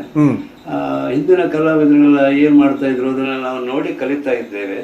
ಅದರಲ್ಲಿರುವಂತ ಒಂದು ಸಾಮರ್ಥ್ಯವನ್ನ ಇವತ್ತು ಮಾಡಿ ತೋರಿಸುವವರು ಯಾರು ಇಲ್ಲ. ಕರೆಕ್ಟ್. ಅದನ್ನು ಮಾಡಿ ತೋರಿಸುವಂತ ಒಂದು ಸಮೂಹ ಇದೆ ಅಂತಾದ್ರೆ ಪ್ರೇಕ್ಷಕರನ್ನು ಕೂಡ ಸೆರೆ ಹಿಡಿಯಬಹುದು. ಇವತ್ತು ಆ ಮೌಲ್ಯಗಳಲ್ಲಿ ಕಡಿಮೆ ಆಗಿದೆ. ಅಂದ್ರೆ ನೀವು ಹೇಳಿದ್ದನ್ನು ನಾನು ಅರ್ಥ ಮಾಡಿಕೊಂಡು ಹೇಳುದಿದ್ರೆ, ಪರಂಪರಾಗತವಾಗಿ ಅತ್ಯದ್ಭುತ ರೀತಿಯಲ್ಲಿ ಚಿತ್ರಿಸಲಿಕ್ಕೆ ಬರ್ತದೆ, ಆ ರೀತಿ ಚಿತ್ರಿಸಿ ತೋರಿಸುವವರು ಈಗ ಇಲ್ಲ. ಅದರಿಂದಾಗಿ ಈ ಗಿಮಿಕ್ಕುಗಳಿಗೆ ಜನರು ಮಾರು ಹೋಗ್ತಾ ಇದ್ದಾರೆ. ಅಂತ ಸಾಮರ್ಥ್ಯವಂತರು ಈಗ ಇರ್ತಿದ್ರೆ ಈ ಗಿಮಿಕ್ಕುಗಳಿಗೆ ಜನರು ಮಾರು ಹೋಗುದಿಲ್ಲ. ಇದು ಸರಿಯಾದ ವಿಷಯ ಅದೇ ಅದು. ಕರೆಕ್ಟ್. ಈಗ ಅಂದ್ರೆ ನಮ್ಮದು ಹೇಗಿದೆ, ಹೀಗೆ ಮಾಡಿದ್ದೇವೆ, ಹೀಗುಂಟು ಅನ್ನೋದನ್ನು ಸ್ವತಂತ್ರವಾದ ನೆಲೆಯಲ್ಲಿ ತೋರಿಸುವವರು ಯಾರೂ ಇಲ್ಲ ಈಗ ಹೇಗೆ ಅವರಿಂದ ನಾನು ಮೇಲೆ ಹೋಗಬೇಕು, ನಾನಿಂದ ಇನ್ನೊಂದು ಮೇಲೆ ಹೋಗಬೇಕು, ಅದಕ್ಕೆ ಏನು ನಾನು ಅಡಿಪಾಯ ಹಾಕ್ಕೊಳ್ಬೇಕು, ರಂಗಸ್ಥಳದ ಏನು ಮಾಡಬೇಕು, ಅವನಿಗೆ ಇದೇ ಚಿಂತನೆ ಆಗ್ತದೆ ಹೊರತು ಪೂರ್ವಭಾವಿಯಾದಂಥ ಯಕ್ಷಗಾನದ ವಿಚಾರಗಳನ್ನೆಲ್ಲ ಅಷ್ಟು ವಿಮರ್ಶೆ ಮಾಡಿಕೊಳ್ಳುವುದಿಲ್ಲ, ಅಧ್ಯಯನ ಮಾಡಿಕೊಳ್ಳಲಿಲ್ಲ. ಆದರೆ ಅದೇ ಹೇಳೋದು ನಾನು, ಮಧ್ಯಪ್ರಾಂತೀಯ ಯಕ್ಷಗಾನ ಅಂತ ಹೇಳಿದ್ರೆ ನಮ್ಮ ಕುಂದಾಪುರ ತಾಲೂಕು ಈ ಕಡೆಯಲ್ಲಿ. ಆಮೇಲೆ ಬಡಗು ಶುರುವಾದ್ದು. ಮುಂಚೆ ಹೇಳಿಕೆಯಲ್ಲಿ ಇರೋದು ತೆಂಕು ಬಡಗು, ಇಷ್ಟೇ. ಬಡಗು ಅನ್ನುವಂಥ ಪ್ರಶ್ನೆ ಇರಲಿಲ್ಲ, ಆಮೇಲೆ ಎಲ್ಲ ಬಂದದ್ದು. ಆದ್ದರಿಂದ ಬಡಗು ಎನ್ನುವ ಮೊದಲನೆಯ ಒಂದು ಸಂಪ್ರದಾಯದ ಈ ತಿಟ್ಟು ಕುಣಿತ ಏನಿತ್ತು ಅದರ ಮೌಲ್ಯ ಮತ್ತು ಅದನ್ನೆಲ್ಲ ತೋರಿಸಿಕೊಡುವಂಥ ವ್ಯಕ್ತಿಗಳು ಇವತ್ತು ಕಡಿಮೆ ಆಗಿದ್ದಾರೆ. ಇವತ್ತು ಎಲ್ಲಾದರೂ ಒಬ್ಬಿಬ್ಬರು ಇದ್ರೂ ಕೂಡ ಅವರಿಗೆ ಅವಕಾಶವೂ ಇಲ್ಲ. ಕರೆಕ್ಟ್. ಗೊತ್ತಾಯ್ತಾ? ಹಾಗೆ ಈ ಕಾಲಮಿತಿ ಯಕ್ಷಗಾನದ ಬಗ್ಗೆ ನಿಮ್ಮ ಖಚಿತವಾದಂತಹ ಅಭಿಪ್ರಾಯ ಏನು? ಇದರ ಸಾಧಕ ಬಾಧಕಗಳು ಏನು? ಇದು ಒಮ್ಮೆ ನಿರ್ಣಯ ಮಾಡಿ ಹೇಳಲಿಕ್ಕೆ ಕಷ್ಟ ಆಗ್ತದೆ. ಯಾಕೆಂದ್ರೆ ಈಗ ಧರ್ಮಸ್ಥಳ ಮೇಳದವರು ಕೂಡ ಇದನ್ನು ಒಪ್ಪಿಕೊಂಡಿದ್ದಾರೆ. ಕರೆಕ್ಟ್. ಆದ್ರೆ ಯಕ್ಷಗಾನದ ಬೆಳವಣಿಗೆಗೆ ಇದು ಒಳ್ಳೇದಾ? ಅಲ್ಲ, ಕಾಲಮಿತಿ ಅಂತ ಹೇಳಿದ್ರೆ ಕಾಲಕ್ಕೆ ಸರಿಯಾಗಿ ನಡಿಬೇಕು ಅಂತ ಹೇಳಿ ಒಂದು ಮಾತಿದೆಯಲ್ಲ. ಇವತ್ತು ಜನರಿಗೆ ಈ ಬಿಡುವಿಲ್ಲ, ಅವರವರ ಕೆಲಸದ ಒತ್ತಡವೇ ಜಾಸ್ತಿ ಆಗ್ತದೆ.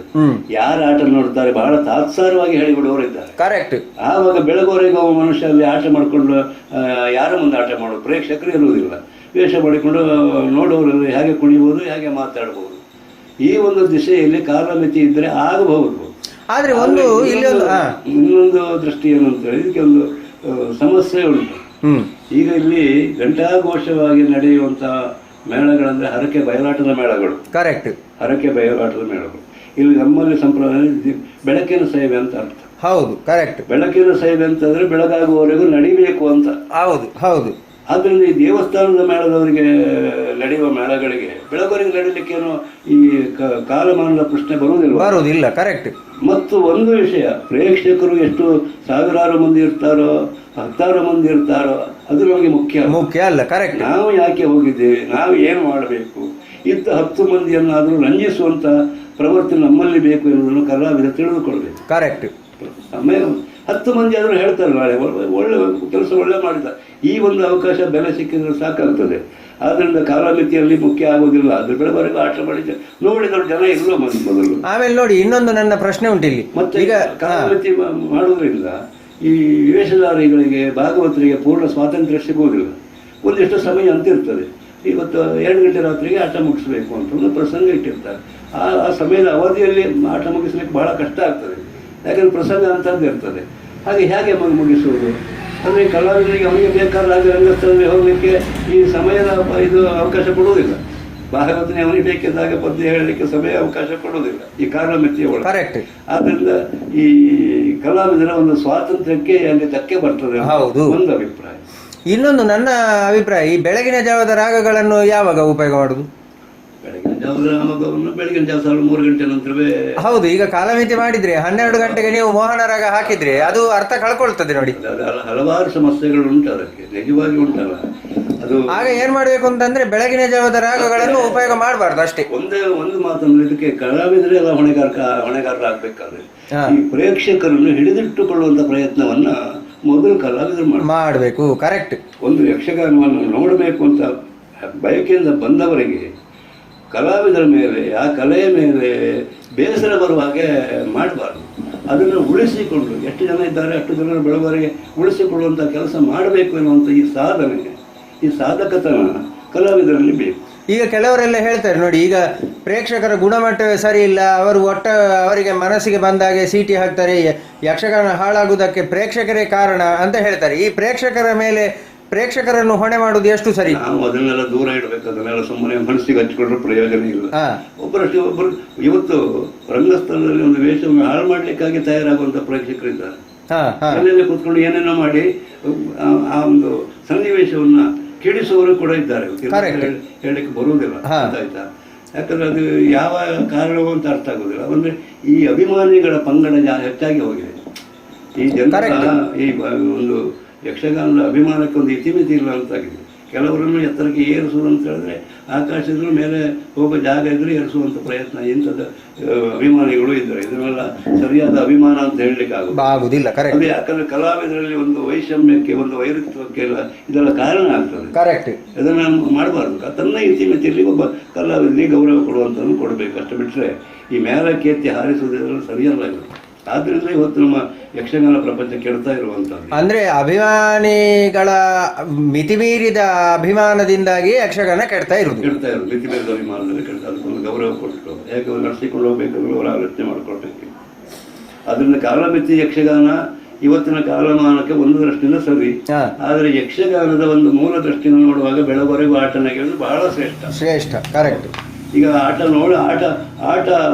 ನೋಡುವವರೆಲ್ಲ ಅಂತ ಆಟ ಆಡದೇ ಇರ್ಲಿಕ್ಕಾಗ್ತದ? ಕರೆಕ್ಟ್. ಮತ್ತೆ ಆಟ ಮಾಡಲೇಬೇಕಲ್ಲ. ನೋಡುವವರ ಸಂಖ್ಯೆ ಕಡಿಮೆ ಇರಬಹುದು. ಈಗ ಕನಿಷ್ಠ ಪಕ್ಷ ಒಂದು ಆಟ ಮಾಡಿಸ್ತಾರೆ ಮನೆಯಲ್ಲಿ. ಇದರಲ್ಲಿ ನಾನು ಕಠಿಣ ಮೇಳದಲ್ಲಿ ಅನುಭವಿಸ್ತೀನಿ.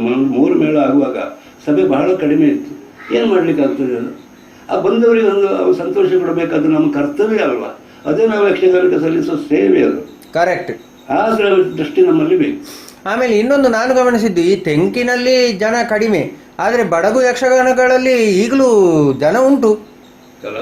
ಅಲ್ಲಲ್ಲ, ಪ್ರೇಕ್ಷಕರಿದ್ದಾರೆ ನೋಡ್ಲಿಕ್ಕೆ. ನಾನು ಮೊನ್ನೆ ಒಮ್ಮೆ ನೋಡಿ, ಕಟೀಲು ಮೇಳದಲ್ಲಿ, ಕಟೀಲು ಬೀದಿಯಲ್ಲಿ ಆಗುವ ಆಟಕ್ಕೆ ಅಲ್ಲಿ ದೇವರ ಸೇವೆಗೆ ಅಂತ ಬರುದು, ಆಟ ನೋಡ್ಲಿಕ್ಕೆ ಅಂತ ಬರುವ ಜನ ಇಲ್ಲ.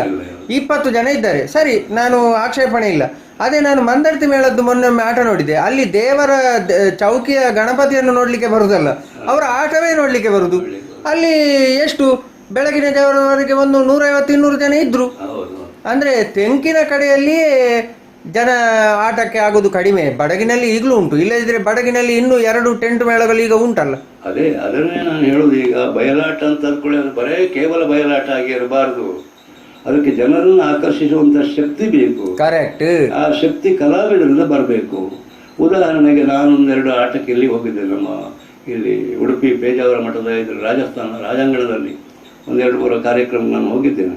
ಅಲ್ಲಿ ಒಂದು ವ್ಯವಸ್ಥಿತವಾದಂಥ ಸಭೆ, ಅವರು ಒಂದು ತದೇಕ ದೃಷ್ಟಿಯಿಂದ ಯಕ್ಷಗಾನವನ್ನು ನೋಡುವಂಥದ್ದು, ಕೇಳುವಂಥದ್ದು, ಯಕ್ಷಗಾನಕ್ಕೆ ಎಷ್ಟು ಪ್ರೋತ್ಸಾಹ ಇದೆ ಎನ್ನುವುದು ನಾನಲ್ಲಿ ತಿಳ್ಕೊಂಡಿದ್ದೇನೆ. ಇಂಥ ಅನುಭವಗಳು ನನಗೆ ಬಹಳಷ್ಟು ಬಂದಿದೆ. ಆದರೆ ಇವತ್ತಿನ ಕಾಲಮಾನದಲ್ಲಿಯೂ ಜನರಿಗೆ ಯಕ್ಷಗಾನದ ಮೇಲೆ ಎಷ್ಟು ಪ್ರೀತಿ ಇದೆ ಎನ್ನುವುದರಲ್ಲಿ ಗೊತ್ತಾಗ್ತದೆ.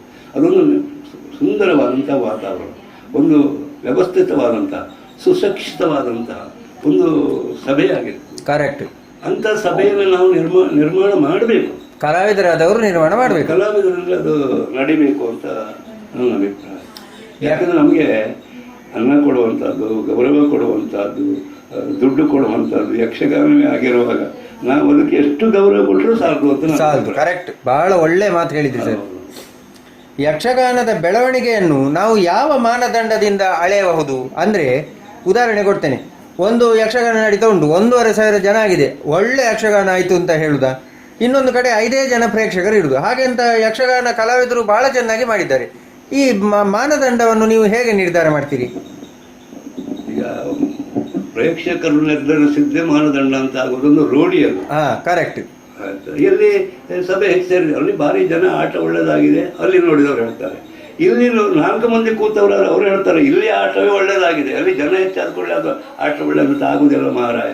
ಹೀಗೆ ಪರಸ್ಪರ ಮಾತಾಡಿಕೊಳ್ಳುವುದು ಉಂಟು. ಅದನ್ನೇ ಈ ಜನ ಸೇರಿದ್ದಲ್ಲಿ ನಾವು ಮುಖ್ಯ ಅಂತ ಎಣಿಸಿಕೊಳ್ಳುವಂಥದ್ದಲ್ಲ ಅಲ್ಲ. ಮುಖ್ಯವಾಗಿ ಅಲ್ಲಿ ಯಾರು ಪಾತ್ರಧಾರಿಗಳಿದ್ದಾರೆ, ಯಾರು ಮೇಳದವರಿದ್ದಾರೆ, ಅವರು ಏನು ಮಾಡಿ ಯಾರು ಇಲ್ಲಿ 4 ಜನ ಸೇರಿದ್ರು, ಇಲ್ಲಿಯ ವಿಚಾರವನ್ನ ಮಾಡುವ ಪ್ರೇಕ್ಷಕರು ಇದ್ದಾರೆ. ಕರೆಕ್ಟ್. ಅದು ಒಳ್ಳೆಯ ಇವರು ಹೇಳುವ ಆಟ ಅದನ್ನು ಪೂರ್ಣ ಸಾಗಲಿಕ್ಕೆ ಸಾಧ್ಯವೇ ಇಲ್ಲ. ಈ ರೀತಿಯಲ್ಲಿ ಮೌಲ್ಯಮಾಪನ ಮಾಡುವವರು ಇದ್ದಾರೆ. ಜನ ಸೇರಿದ ತಕ್ಷಣವೇ ಆಟ ಒಳ್ಳೇದು ಮಾಡಿದ್ದಾರೆ, ಒಳ್ಳೇದಾಗಿದೆ ಅಂತ ಹೇಳೋದು ಸರಿಯಲ್ಲ. ಈ ಯಕ್ಷಗಾನದ ಬೆಳವಣಿಗೆಯನ್ನು ನಾವು ಹೇಗೆ ನೋಡಬಹುದು ಇನ್ನು ಮುಂದೆ? ಈಗ ನೋಡಿ, ಆಧುನಿಕತೆಯ ದಾಳಿಗೆ ಒಳಗಾಗಿ ಕೂಡ ಯಕ್ಷಗಾನ ತನ್ನ ಅಸ್ತಿತ್ವವನ್ನು ಉಳಿಸಿಕೊಂಡಿದೆ. ಈಗಲೂ ಯುವಕರು ಹೆಚ್ಚಿನ ಸಂಖ್ಯೆಯಲ್ಲಿ ಪ್ರೇಕ್ಷಕರಿದ್ದಾರೆ. ಈ ಒಂದು ಸಂಖ್ಯೆಯಲ್ಲಿ ಅಭಿಮಾನಿ ಬಳಗದವರು ಹಾಳು ಮಾಡ್ತಾರೆ ಅಂತ ಎನ್ನುವುದನ್ನು ಒಪ್ಪಿಕೊಂಡ್ರೂ ಕೂಡ ಯಕ್ಷಗಾನಕ್ಕೆ ಈಗಲೂ ಒಳ್ಳೆಯ ಮೌಲ್ಯ ಇದೆ. ಇನ್ನು ಮುಂದಕ್ಕೆ ಇದು ಯಾವ ರೀತಿ ಬೆಳವಣಿಗೆ? ಒಂದು ವಿಷಯ ಹೇಳಿದೆ ನಮಗೆ, ದೇವಸ್ಥಾನಗಳು ಎಲ್ಲಿಯವರೆಗೆ ಉಂಟು ಅಲ್ಲಿಯವರೆಗೆ ಮೇಳಕ್ಕೆ ಅಳಿವಿಲ್ಲ. ಕರೆಕ್ಟ್. ಮತ್ತೆ ನಾವು ಈ ಟಿಕೆಟ್ ಮಾಡಿ ಮಾರುವಂತದಕ್ಕೆ ಸಭೆ ಹೆಚ್ಚಾಗಬಹುದು, ಸಭೆ ಆಗದೆ ಇರಬಹುದು, ಮೇಳ ಮಾಡಿಕೊಂಡು ಯಜಮಾನಿಗೆ ನಷ್ಟವೂ ಆಗ್ಬಹುದು, ಲಾಭವೂ ಆಗ್ಬಹುದು. ಆದರೆ ಇದು ಮಾತ್ರ ನಿರ್ಣಾಯಕ. ಯಾವುದು ಈ ದೇವಸ್ಥಾನದಿಂದ ಹೊರಟಂತ ಮೇಳಗಳಿದ್ದಾವಲ್ಲ, ಅದಕ್ಕೆ ಯಾವತ್ತೂ ಸೇವೆ ನಡೀತದೆ. ಈಗ ನಮ್ಮಲ್ಲಿ ಮುಂದರ್ತಿ ಮೇಳ 5 ಆಗಿದೆ, ಕಟೀಲು ಮೇಳ 6 ಆಗಿದೆ, ಕಮಲಶಿಲೆ 2 ಆಗಿದೆ, ಮಹಾನಗಟ್ಟೆ 2 ಆಗಿದೆ. ಹಾಗಾದ್ರೆ ಪ್ರೇಕ್ಷಕರಿಲ್ವಾ? ಅಥವಾ ಕೇವಲ ಪ್ರೇಕ್ಷಕರಿಗಾಗಿಯೇ ಮೇಳ ಆದದ್ದ? ಅಲ್ಲ, ಪ್ರೇಕ್ಷಕರಿಗಾಗಿ ಅಲ್ಲ. ಅಲ್ಲಿ ದೇವಸ್ಥಾನದ ಭಕ್ತರಿಗೂ ದೇವಸ್ಥಾನಕ್ಕೂ ಒಂದು ಈ ಅವಿನಾಭಾವ ಸಂಬಂಧ ಇದೆ. ಯಕ್ಷಗಾನದ ಮೂಲಕವಾಗಿ ಒಂದು ಅವಿನಾಭಾವ ಸಂಬಂಧ ಉಂಟು. ಏನು ಮಾಡ್ತೀಯಪ್ಪ, ದೇವರಿಗೆ ಒಂದು ಬೆಳಕು ಕೊಡು ಅಂದರೆ ಯಕ್ಷಗಾನ ಆಟ ಮಾಡೋದು, ಇಂಥ ಹರಕೆಯನ್ನು ಅವರು ಹೊರ್ತಾರೆ. ಆದ್ರಿಂದ ಈ ಬಂಧನ ಅದು ಬಿಡುಗಡೆ ಆಗುವಂತದ್ದಲ್ಲ. ಕರೆಕ್ಟ್. ಅದು ಯಾವತ್ತೂ ನಿರಂತರ ನಡ್ಕೊಂಡು ಹೋಗ್ತದೆ. ಆದ್ರೆ ಮೂಲಕವಾಗಿ ಯಕ್ಷಗಾನ ನಡೀತದೆ ಅಂತ ಯಕ್ಷಗಾನವನ್ನು ಕಲಾವಿದ ತಿರಸ್ಕಾರ ಮಾಡಬಾರ್ದು. ಕರೆಕ್ಟ್. ಅದರ ಮೌಲ್ಯ ಹಾಳಾಗದಾಗಿ ಮುಖ್ಯವಾಗಿ ಜವಾಬ್ದಾರಿ ಕಲಾವಿದರದ್ದು ಅಂತ ನಾನು ಹೇಳ್ತೇನೆ. ಈಗ ಅಲ್ಲಿ ಸಂಬಳ ಕೊಡ್ತಾರೆ, ಇವ್ರು ತಗೊಳ್ತಾರೆ. ಆ ತಗೊಳ್ಳುವ ಸಂಬಳಕ್ಕೂ ನಾವು ಮಾಡುವಂಥ ಕೆಲಸಕ್ಕೂ ಒಂದು ನ್ಯಾಯ ಬೇಕು. ಆದ್ದರಿಂದ ಸರಿಯಾದಂತಹ ಕಲಾವಿದ ಇದನ್ನು ಉಳಿಸಿಕೊಳ್ಳಲಿಕ್ಕೆ ಪ್ರಯತ್ನ ಮಾಡಬೇಕು. ಬೇರೆ ಯಾರಿಂದಲೂ ಸಾಧ್ಯ ಇರೋದ್ರಲ್ಲಿ ಹೊಣೆಗಾರಿಕೆ ಕಲಾವಿದನು. ಒಬ್ಬ ಯಕ್ಷಗಾನ ಕಲಾವಿದ ಅಂದರೆ ಏನು, ಅವನ ಸ್ಥಾನಮಾನ ಏನು, ಅವನ ಗೌರವ ಏನು, ಅದನ್ನು ಸಮಾಜ ತಿಳಿದುಕೊಳ್ಬೇಕು.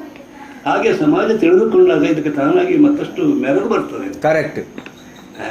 ಕಲಾವಿದ ಎಂಥದ ಏನ ಭಾಳ ಒಂದು ಹೀಗೆ ಮಾತಾಡೋರು ಇದ್ದಾರೆ ಇವತ್ತು, ಇಲ್ಲ ಅಂತ. ಇದೆಲ್ಲ ದೂರ ಹೋಗಬೇಕು. ಕಲಾವಿದರಿಗೆ ಒಂದು ಹೆರಿಮೆಯ ಸ್ಥಾನ ಬರಬೇಕು. ಅದರಲ್ಲಿ ನನಗೆ ಸುಮ್ಮನೆ ಸ್ಥಾನಮಾನ ಬರಬೇಕಂತ ಮಾಡಿದ ಸ್ಥಾನಮಾನ ಬರುವುದಿಲ್ಲ. ಹೋರಾಟ ಹಾಗೆ ಬೇಕು. ನಿಮ್ಮದನ್ನು ಹಾಗೆ ಬೆಳೆಸಬೇಕು, ಬೆಳೆಯುವಂತೆ ಪ್ರಯತ್ನ ಮಾಡಬೇಕು. ತಾನು ಬೆಳೆದು ಇನ್ನೊಬ್ಬರನ್ನು ಬೆಳೆಸುವಂಥ ಪ್ರಯತ್ನವನ್ನು ಮಾಡಬೇಕು. ಆವಾಗ ಮಾತ್ರ ಯಕ್ಷಗಾನ ಸಂಪನ್ನವಾಗ್ತದೆ. ಯಕ್ಷಗಾನಕ್ಕೆ ಯಾವತ್ತೂ ಕೊರತೆ ಇಲ್ಲ. ಆದರೆ ಒಂದು ಈಗ ಇದು ಹೇಳ್ತೇನೆ, ದೇವಸ್ಥಾನ ಇರುವಲ್ಲಿವರೆಗೆ ಯಕ್ಷಗಾನಕ್ಕೆ ಏನು ತೊಂದರೆ ಇಲ್ಲ ಅಂತ ಹೇಳಿದ್ರಿ. ಆದ್ರೆ ಈಗ ಧರ್ಮಸ್ಥಳ ದೇವಸ್ಥಾನದ ವತಿಯಿಂದನೇ ನಡೆಯುವಂಥ ಮೇಳ, ಅಲ್ಲಿಯೇ ಕಾಲಮಿತಿ ಆಯ್ತು. ಇನ್ನು ಕಾಲಮಿತಿ ಆಗಿ ಇನ್ನು ಇದು ಜನ ಇಲ್ಲ ಅಂತ ಹೇಳಿ ಮತ್ತೆ ನಿಲ್ಲಿಸುವ ಪರಿಸ್ಥಿತಿ ಬಂದ್ರೆ ಇಂಥೆಲ್ಲ ಸಮಸ್ಯೆಗಳೆಲ್ಲ ಬಂದಿರ್ಬೋದು ಅವರಿಗೆ ಇಲ್ಲಿ. ಯಾಕಂದ್ರೆ ಅಲ್ಲಿ ಯಾರು ಜನ ಇಲ್ಲದೆ ಇರುವಾಗ ನಾವು ಹೇಗೆ ಅಂದ್ರೆ ಸೇವೆ ನಿಲ್ಲಿಸ್ಲಿಕ್ಕೆ ಆಗುದಿಲ್ಲ. ಕರೆಕ್ಟ್. ಆದ್ದರಿಂದ ಅನಿವಾರ್ಯ, ಅವರು ಅನಿವಾರ್ಯ ಇದರಿಂದ ಮಾಡಿದ್ದೇ ಹೊರತು ಮಾಡಬೇಕು ಅಂತ ಜೋಕಿಗೆ ತಮಾಷೆಗೆ ಮಾಡಿದಲ್ಲ ಅವರು ಕಾಲನೇ. ಅದಕ್ಕೆ ಹೇಳಿದ್ರು ಬಹಳ ಪೂರ್ವಭಾವಿಯಾಗಿ ಬಹಳ ಸಭೆ ನಡೆಸಿ ಆಲೋಚನೆ ಮಾಡಿ ಇದು ಮಾಡಿದ್ದಾರೆ. ಆದ್ದರಿಂದ ಇದರಿಂದಲೇ ಒಂದು ತೊಂದರೆ ಅಂತ ಆಗೋದಿದ್ರೆ ಅವ್ರಿಗೆ ಅನುಕೂಲ ಆಗಲಿ. ಬೇಕಾದಷ್ಟು ಆಟ ನೋಡ್ಕೊಳ್ತಾರೆ, ಮತ್ತೆ ಮನೆಗೆ ಹೋಗ್ತಾರೆ ಅನ್ನೋದನ್ನು ಅವರು ನಿರ್ಧಾರ ಮಾಡಿರಬೇಕು. ಆದರೆ ನಾವೆಲ್ಲವನ್ನು ಈ ಹಿಂದಿನ ಇದರ ಪ್ರಕಾರವೇ ಹೋಗ್ತೇವೆ ಅಂತ ಹೇಳಿದ್ರೆ ಇವತ್ತು ಕೆಲವರು ಒಪ್ಪೋದಿಲ್ಲ ಇವತ್ತು. ಕರೆಕ್ಟ್. ಆದರೆ ಹಿಂದಿನ ಸಂಪ್ರದಾಯ ಬೇಕು ಅಂತ ಈಗ ನಾವು ಬೇರೆ ಬೇರೆ ದೇವರ ಕತೆ ಮಾಡುವ ಇಲ್ಲೆಲ್ಲ ಹೋಗ್ತೇವೆ, ಅಲ್ಲಿಗೆ ಏನು ಜನ ಇರುವುದಿಲ್ಲ. ಕಥೆಯನ್ನು ನಿಲ್ಲಿಸಲಿಕ್ಕಾಗ್ತದೆ. ಹೌದು, ಕಥೆ ನಡೀತಾ ಇರ್ತದೆ. ಹೋದಷ್ಟು ಅಲ್ಲಿ ಹೋಗಿ ಇರುವಷ್ಟು ಕಾಲ ಅಲ್ಲಿ ನಮ್ಗೆ ಆ ಶ್ರದ್ಧೆ ಬೇಕು, ಅಲ್ಲಿ ನೋಡುವ ವ್ಯವಧಾನ ಬೇಕು. ಮತ್ತೆ ಈ ಕಲಾವಿದರು ಇದು ಪ್ರೇಕ್ಷಕರು ನಿಲ್ಲುವುದಿಲ್ಲ ಅಂತ ಅವ್ರಿಗೆ ವ್ಯವಧಾನ ಇಲ್ಲ. ಅವರಿಗೆ ಹತ್ತೊಂದು ಕಾರ್ಯದ ಒತ್ತಡ ಇರ್ತದೆ. ಮತ್ತು ಇವತ್ತಿನ ಯಕ್ಷಗಾನದ ಅಭಿರುಚಿ ಸ್ವಲ್ಪ ಕೆಳಮಟ್ಟಕ್ಕೆ ಹೋಗ್ತಾ ಇರುವಾಗ ಎಂತ ನೋಡೋದಪ್ಪ ಅಂತೇಳಿ ಹೀಗೆ ಒಂದು ಭಾಳ ತಾತ್ಸಾರದಲ್ಲಿ ಹೋಗೋರು ಇದ್ದಾರೆ.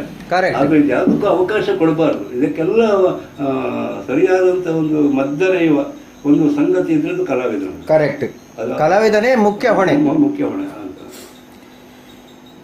ಯಕ್ಷಗಾನ ಇನ್ನು ಮುಂದಕ್ಕೆ ಹೇಗೆ ಬೆಳೆಯಬೇಕು ಅಂತ ನಿಮ್ಮ ಒಂದು ಅಭಿಪ್ರಾಯ? ಈಗ ಈಗಿನ ಒಂದು ಸನ್ನಿವೇಶದಲ್ಲಿ ಹೀಗೆ ಉಂಟು, ಇನ್ನು ಮುಂದಕ್ಕೆ ಬೆಳೆಯುವುದಿದ್ರೆ ಯಾವ ರೀತಿ ಬೆಳಿಬೇಕು? ಇದೇ ರೀತಿ ಗಿಮಿಕ್ಕು ಮಾಡಿಕೊಂಡು ಅಲ್ಲ, ಯಕ್ಷಗಾನಕ್ಕೆ ಇವತ್ತು ಬಹಳ ಬುದ್ಧಿವಂತರು ಸೇರಿದ್ದಾರೆ ಇವತ್ತು. ಕರೆಕ್ಟ್. ಯಕ್ಷಗಾನವನ್ನು ಅವರು ಎಷ್ಟು ಬೆಳೆಸಿದರೂ ಬೆಳೆಸಬಹುದು. ಕರೆಕ್ಟ್. ಮೊದಲು ನಮ್ಮ ಕಾಲದಲ್ಲಿ ವಿದ್ಯಾವಂತರ ಸಂಖ್ಯೆ ಬಹಳ ಕಡಿಮೆ ಇತ್ತು. ಹೌದು, ನಮ್ಮ ತಿಳುವಳಿಕೆ ಎಷ್ಟುಂಟೋ ಅಷ್ಟನ್ನೇ ಕೇಳುವಂಥ ಪ್ರೇಕ್ಷಕರು ಇದ್ದರು. ಕರೆಕ್ಟ್. ಆದ್ರಿಂದ ಅದೊಂದು ಸುಗಂಧಮಯವಾದಂಥ ವಾತಾವರಣ ಅದು. ಕರೆಕ್ಟ್.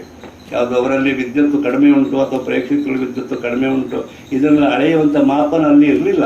ಕರೆಕ್ಟ್. ಆವಾಗ ನಾವು ಅನುಭವಿಸಿದ್ದೇ ಬಂತು. ಹೌದು, ಭಾವನೆಯಿಂದ ಅನುಭವಿಸಿದ್ದೇ ಒಳ್ಳೆಯದು. ಅದರಿಂದ ಪ್ರೇಕ್ಷಕರಿಗೂ ಸಂತೋಷ ಆಯಿತು, ಕಲಾವಿದರು ಸಂತೋಷ ಆಯಿತು. ಈಗ ಹಾಗಲ್ಲ, ಮಧ್ಯೆ ಒಬ್ಬರು ಬಹಳ ದೊಡ್ಡ ವಿದ್ಯಾವಂತರು ಅವರು ರಂಗದಲ್ಲಿ ಏನು ಮಾಡ್ತಾರೋ ನಾನು ಹೇಳುವುದಿಲ್ಲ. ರಂಗ ಪ್ರವೇಶ ಮಾಡಿದ್ದಾರೆ ಅವರು. ಕರೆಕ್ಟ್.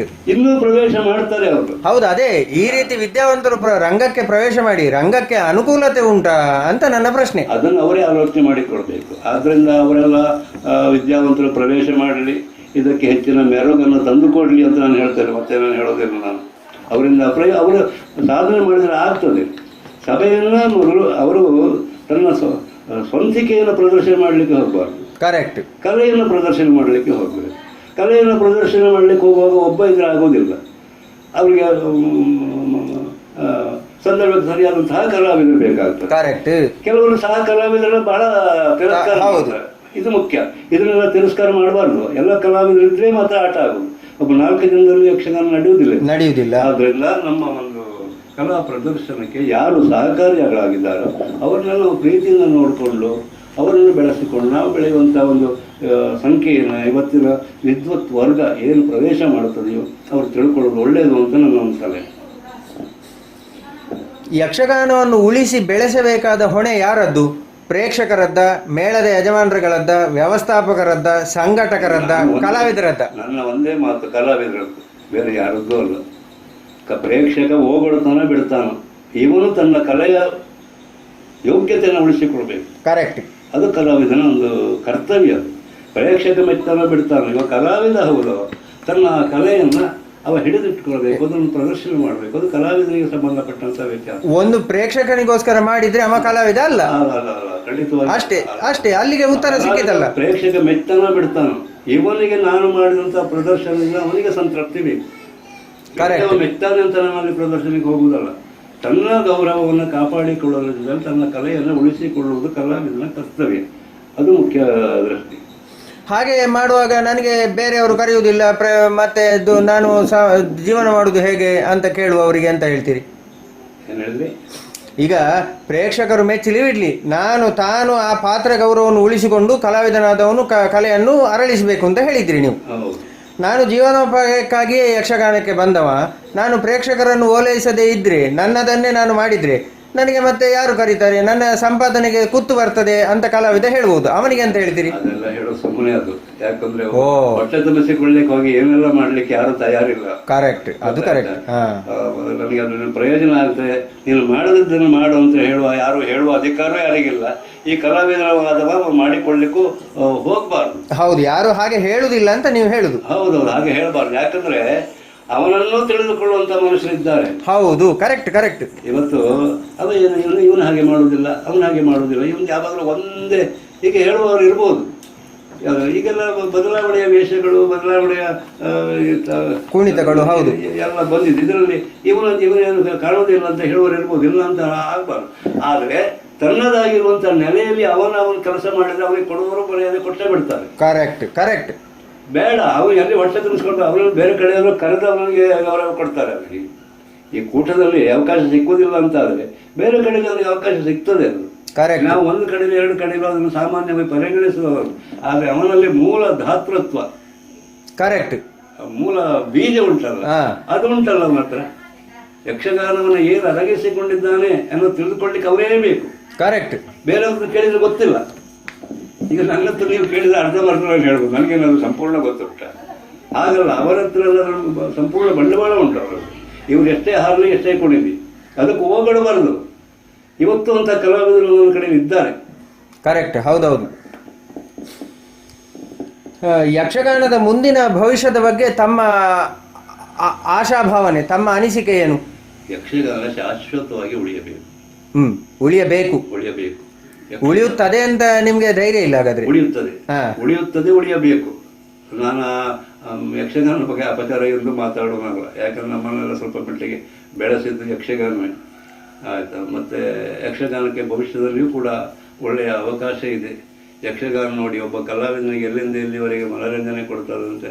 ನೋಡಲಿಕ್ಕೆ ನೃತ್ಯ, ಕೇಳಲಿಕ್ಕೆ ಧಾರ್ಮಿಕ ವಿಚಾರಗಳು, ಕರೆಕ್ಟ್, ಆಮೇಲೆ ವೇಷಗಾರಿಕೆ, ಆಮೇಲೆ ಭಾವನೆಗಳು, ಆಮೇಲೆ ಪುರಾಣ ಪ್ರಪಂಚದ ಮಹತ್ತರ ಪಾತ್ರಗಳು, ಇವನ್ನೆಲ್ಲ ರಂಗದಲ್ಲಿ ವೈಭವೀಕರಿಸುವಂಥ ಒಂದು ಕೆಲಸ ಯಕ್ಷಗಾನದ ನಡೆಯುತ್ತಾ ಇದೆ. ಪಾಪ ಏನು, ಪುಣ್ಯ ಏನು, ಧರ್ಮ ಏನು, ಅನೀತಿ ಏನು, ಒಳ್ಳೆಯದೇನು, ಕೆಟ್ಟದ್ದೇನು ಎಲ್ಲವನ್ನು ತಿಳಿಸಿಕೊಡುವಂಥ ಒಂದು ಕಲೆ, ತಿಳಿಸಿಕೊಡುವಂಥ ಒಂದು ವಿದ್ಯಾ ನೆಲೆ. ಓ ಆಯ್ತಾ, ಬರೀ ಕಲೆ ಅಂದ್ರೆ ನಮ್ಗೆ ಸಮಾಧಾನ ಆಗುದಿಲ್ಲ. ಕರೆಕ್ಟ್, ಹೌದಪ್ಪ, ವಿದ್ಯಾ ನೆಲೆ ಇದು. ಕರೆಕ್ಟ್, ವಿದ್ಯಾ ನೆಲೆ ಇದು. ಆದ್ದರಿಂದ ಇದನ್ನು ಬೆಳೆಸಬೇಕು, ಉಳಿಬೇಕು, ಶಾಶ್ವತವಾಗಿರಬೇಕು. ಮತ್ತು ಯಕ್ಷಗಾನ ಅನ್ನೋದು ಇವತ್ತು ನಮ್ಮ ಕೆಲವೇ ಪ್ರಾಂತ್ಯದಲ್ಲಿ ಉಳಿದಿದೆ ಅಂತ ಒಂದು ಜನರ ತಿಳುವಳಿಕೆ ಉಂಟು. ಅದು ವಿಶಾಲವಾಗಿ ವ್ಯಾಪಿಸಬೇಕು. ಆವಾಗ ಇದಕ್ಕೆ ಮತ್ತಷ್ಟು ಮನ್ನಣೆ ಸಿಗ್ತದೆ, ಮತ್ತಷ್ಟು ಕಲಾವಿದರಿಗೆ ಅವಕಾಶ ಕೂಡ ಸಿಗ್ತದೆ. ಯಾಕಂದರೆ ಕೆಲವರು ಹೇಳ್ತಾರೆ ಬರೀ ಯಕ್ಷಗಾನ ನಿಮ್ಮ ಕರಾವಳಿ ಪ್ರದೇಶದಲ್ಲಿ ಮಾತ್ರ ಆಗೋದು, ಮತ್ತೆಲ್ಲಿ ಆಗ್ತದೆ ಯಕ್ಷಗಾನ, ಹೀಗೆ ಕೇಳುವವರಿದ್ದಾರೆ. ಅದು ನಿಜಕ್ಕೂ ಸತ್ಯ ಅದು. ಕರೆಕ್ಟ್. ಆದ್ದರಿಂದ ಈ ಯಕ್ಷಗಾನವನ್ನು ಈಗ ಬೇರೆ ಬೇರೆ ರೂಪದಲ್ಲಿ ಶಿವರಾಮ್ ಕಾರಂತರ ಬೇರೆ ದೇಶಗಳೆಲ್ಲ ಕರ್ಕೊಂಡು ಹೋಗಿದ್ರು, ಪ್ರದರ್ಶನ. ಆದ್ರೆ ಬೇರೆ ದೇಶಕ್ಕೆ ಹೋದ್ರೆ ಅದು ತನ್ನ ಅಂತಃಸತ್ವವನ್ನು ಉಳಿಸಿಕೊಂಡೀತ, ಉಳಿಸಿಕೊಳ್ಳುವಂತ ವ್ಯವಸ್ಥೆಯಲ್ಲೇ ಮಾಡಬೇಕಾಗ್ತದೆ. ಅದು ಇವತ್ತು ಎಲ್ಲ ಮುಂದುವರಿದಿದೆ, ಜನರು ಮುಂದುವರಿದ್ದಾರೆ, ತಾಂತ್ರಿಕ ಇದೆಲ್ಲ ಎಲ್ಲ ಬಹಳ ಹೋಗಿದೆ. ಯಕ್ಷಗಾನವನ್ನು ಯಾವ ರೂಪದಲ್ಲಿ, ಯಾವ ದೇಶದಲ್ಲಿ ಹೇಗೆ ಕೊಡಬೇಕು, ಕರೆಕ್ಟ್, ಅದೆಲ್ಲ ತಿಳುವಳಿಕೆ ಇದ್ದವರು ನಮ್ಮ ದೇಶದಲ್ಲಿ ಇದ್ದಾರೆ, ನಮ್ಮ ಕರ್ನಾಟಕದಲ್ಲಿ ಇದ್ದಾರೆ. ಆದ್ರೆ ಅದರಲ್ಲಿ ನಿಸ್ವಾರ್ಥವಾದಂತಹ ಕೆಲಸವನ್ನು ಸಾಧಿಸಬೇಕು. ಹೌದು, ನಿಸ್ವಾರ್ಥತೆ ಇಲ್ಲ, ನಾನಲ್ಲಿ ಮೆರೆಸ್ಕೊಂಡು ಬರ್ತೇನೆ ಅಂತ ಇರಬಾರ್ದು. ಯಕ್ಷಗಾನಕ್ಕೆ ಸೇವಾಪೂರ್ಣವಾಗಿ ತನ್ನನ್ನು ಸಮರ್ಪಿಸಿಕೊಂಡು ಆ ಕೆಲಸವನ್ನು ಮಾಡಬೇಕು. ಆವಾಗ ಅದು ವಿಶ್ವವ್ಯಾಪಿಯಾದಂಥ ಒಂದು ಕ್ಷೇತ್ರ ಆಗುವುದರಲ್ಲಿ ಸಂದೇಹ ಇಲ್ಲ. ಯಾಕಂದ್ರೆ ಜನಾಕರ್ಷಣೆ ಮಾಡುವಂತ ಸರ್ವ ಸೌಂದರ್ಯವೂ ಯಕ್ಷಗಾನದಲ್ಲಿ ಇದೆ. ಕರೆಕ್ಟ್. ಯಕ್ಷಗಾನ ಯಾವಾಗಲೂ ಹಾಳಾಗುವುದಿಲ್ಲ, ಯಾವಾಗ ಅದಕ್ಕೆ ಚ್ಯುತಿ ಇಲ್ಲ. ಆದ್ದರಿಂದ ಯಕ್ಷಗಾನ ಪ್ರವೇಶ ಮಾಡುವವರು ಅದ್ರ ಬಗ್ಗೆ ಗೌರವ ಇಟ್ಟು ಬರಬೇಕು. ಈಗ ನಾವು ದೇವಸ್ಥಾನಗಳ ಕಾಲಿಡುವಾಗ ಚಪ್ಪಲಿ ಎಲ್ಲ ತೆಗೆದಿಟ್ಕೊಂಡು ದೇವಸ್ಥಾನ ಒಳಗೆ ಹೋಗೋದಿಲ್ಲ. ಮತ್ತೆ ಅಂತಹ ಒಂದು ಪುಣ್ಯಕ್ಷೇತ್ರ, ಅಂತಹ ಒಂದು ವ್ಯವಸಾಯದ ಕ್ಷೇತ್ರ, ಪ್ರವೇಶ ಮಾಡುವಂಥ ಕಲಾವಿದನೂ ಕೂಡ ತಿಳಿದುಕೊಳ್ಬೇಕು ಅಂತ ನನ್ನ ಅಭಿಪ್ರಾಯ. ಅಲ್ಲಿ ನಾವೆಲ್ಲ ತಿರುಗಾಟದಲ್ಲಿ ಇಷ್ಟೆಲ್ಲ ಮಾಡಿದ್ದು ನನಗೆ ಗೊತ್ತಿಲ್ಲ, ನನಗೆಲ್ಲ ಈಗ ಅನಿಸೋದು. ಈಗ ಭಾಳ ದೊಡ್ಡ ಕ್ಷೇತ್ರ ಅದು. ಈ ಬೇರೆ ಬೇರೆ ಪದವಿಗೆಲ್ಲ ಇಂತಿಷ್ಟೇ ಕಲಿಬೇಕು, ಇಂತಿಷ್ಟೇ ಮಾಡಬೇಕು, ಹಾಗೆ ಹೀಗೆ ಒಂದು ನಿರ್ಣಯ ಉಂಟು. ಯಕ್ಷಗಾನಕ್ಕೆ ಆಗ ಅದನ್ನು ಎಷ್ಟು ಕಲಿತರೂ ಕಲಿಬಹುದು, ಎಷ್ಟು ಕಲಿತರೂ ಸಾಲದು. ಕರೆಕ್ಟ್. ಅಂತಹ ಒಂದು ಶಕ್ತಿಯುತವಾದಂತಹ ಕಲೆ ಅನುಭವಕ್ಕೆ ಬರುವಂತಹ ಒಂದು ಕ್ಷೇತ್ರ ಇದು. ಸರ್, ಈಗ ನೀವು ಶ್ರೀದೇವಿ ಪಾತ್ರದಲ್ಲಿ, ಅಂದರೆ ನನ್ನ ತಂದೆ ಅಂತೂ ನನಗೆ ಬುದ್ಧಿ ತಿಳಿದಂದಿನಿಂದ ಇವತ್ತಿನವರೆಗೂ ದೇವಿಯ ಮಾತು ಬಂದರೆ ಅದು ಕುಷ್ಠಗಾಣಿಗರು ಮಾಡಿದ ಹಾಗೆ ಯಾರೂ ಮಾಡಲಿಲ್ಲ, ನಾನು ನೋಡಲಿಲ್ಲ ಅಂತ ಅವರು ಹೇಳ್ತಾರೆ. ಆ ಒಂದು ಖ್ಯಾತಿಯನ್ನು ಅವರು ಮಾತ್ರ ಅಲ್ಲದೆ ನನ್ನ ತಂದೆಯಷ್ಟೇ ಪ್ರಾಯ ಆದ ಹಲವಾರು ಜನ ನನಗೆ ಹೇಳಿದ್ದಾರೆ, ಅನುಭವಸ್ಥರು. ಅಷ್ಟು ಒಳ್ಳೆಯ ಒಂದು ದೇವಿ ಪಾತ್ರದ ಚಿತ್ರಣ ನಿಮ್ಮದು ಅಂತ ನಾನು ಕೇಳಿಪಟ್ಟದ್ದು. ಈಗ ನಿಮ್ಮ ಹತ್ರನೇ ನಾನು ತಿಳ್ಕೊಳ್ಬೇಕು ಅನ್ನುವಂಥ ಒಂದು ಆಸೆಯಲ್ಲಿದ್ದೇನೆ. ಅಂದರೆ ಒಂದು ಸೆಕೆಂಡ್, ಹೇಗೆಂತಂದರೆ ಆ ದೇವಿ ಪಾತ್ರವನ್ನು ನೀವು ಯಾವ ರೀತಿ ನಿಮ್ಮ ಒಂದು ಅನುಭವದಲ್ಲಿ ನೀವು ತಿಳಿದುಕೊಂಡು ಚಿತ್ರೀಕರಿಸಿದ್ರಿ, ಅದರ ಬಗ್ಗೆ ದೇವಿಯ ಪಾತ್ರದ ಚಿತ್ರಣವನ್ನು ಸ್ವಲ್ಪ ಹೇಳ್ಬೋದಾ? ಈ ಬಗ್ಗೆ ಹೀಗೆ ಹೇಳಬೇಕು ಅಂತ ನನಗೆ ಕೂಡ ಗೊತ್ತಾಗೋದು. ಹೌದು ಹೌದು ಹೌದು. ಯಾಕಂದ್ರೆ ನಾನು ಆ ದೇವಿ ಪಾತ್ರದ ಬಗ್ಗೆ ವಿಶೇಷವಾದಂತಹ ಕಲ್ಪನೆ ಏನೂ ಮಾಡಿಕೊಂಡವನಲ್ಲ ನಾನು. ಸರಿ. ನಾನು ರಂಗಸ್ಥಳಕ್ಕೆ ಹೋಗುವಾಗ ಮಾತ್ರ ಆ ದೇವಿಯ ಬಗ್ಗೆ, ಆಕೆಯ ಮಹತ್ವದ ಬಗ್ಗೆ ಸ್ವಲ್ಪ ಎಲ್ಲ ಮನಸ್ಸಿಗೆ ಧಾರಣೆ ಮಾಡಿಕೊಂಡು ತಿಳುವಳಿಕೆಯನ್ನು ತಂದುಕೊಂಡು ರಂಗ ಪ್ರವೇಶ ಮಾಡುವುದೊಂದು ನನ್ನ ವಿಶೇಷತೆ. ಮತ್ತೆ ಚೌಕಿಯಲ್ಲಿ ಜನಸಾಮಾನ್ಯರು ಬರ್ತಾರೆ, ಕೆಲವರೆಲ್ಲ ಬೇರೆ ಬೇರೆ ಸ್ಥಳದಲ್ಲಿ ಕುಳಿತು ಬಣ್ಣ ಹಚ್ಚಿ ಇದೆಲ್ಲ ಮಾಡ್ತಾ ಇದ್ರೆ ಹೀಗೆಲ್ಲ ಹೇಳುವುದನ್ನು ನಾನು ಕೇಳಿದ್ದೇನೆ. ನನಗೆ ಅಂತಹದ್ದು ಏನೂ ಇಲ್ಲ. ನಾನು ಬೇರೆ ಬೇರೆ ವೇಷ ಮಾಡಿದಾಗೆ ಚೌಕಿಯಲ್ಲಿ ಕೂತ್ಕೊಂಡು ವೇಷ ಮಾಡ್ತಾ ಇದ್ದೇನೆ. ಮುಖ್ಯವಾಗಿ ಆ ವೇಷಕ್ಕೆ ಏನು ಪ್ರಭಾವ, ಏನು ಬೆಳಕು ಅಂತ ಕೇಳಿದರೆ ಅದು ಪೂಜ್ಯವಾದಂಥ ಕಟೀಲು ದುರ್ಗಾ ಪರಮೇಶ್ವರಿಯ ಸನ್ನಿಧಿಯ ಆ ಶಕ್ತಿಯ ಒಂದು ವೇಷ, ಪ್ರತಿನಿಧಿ.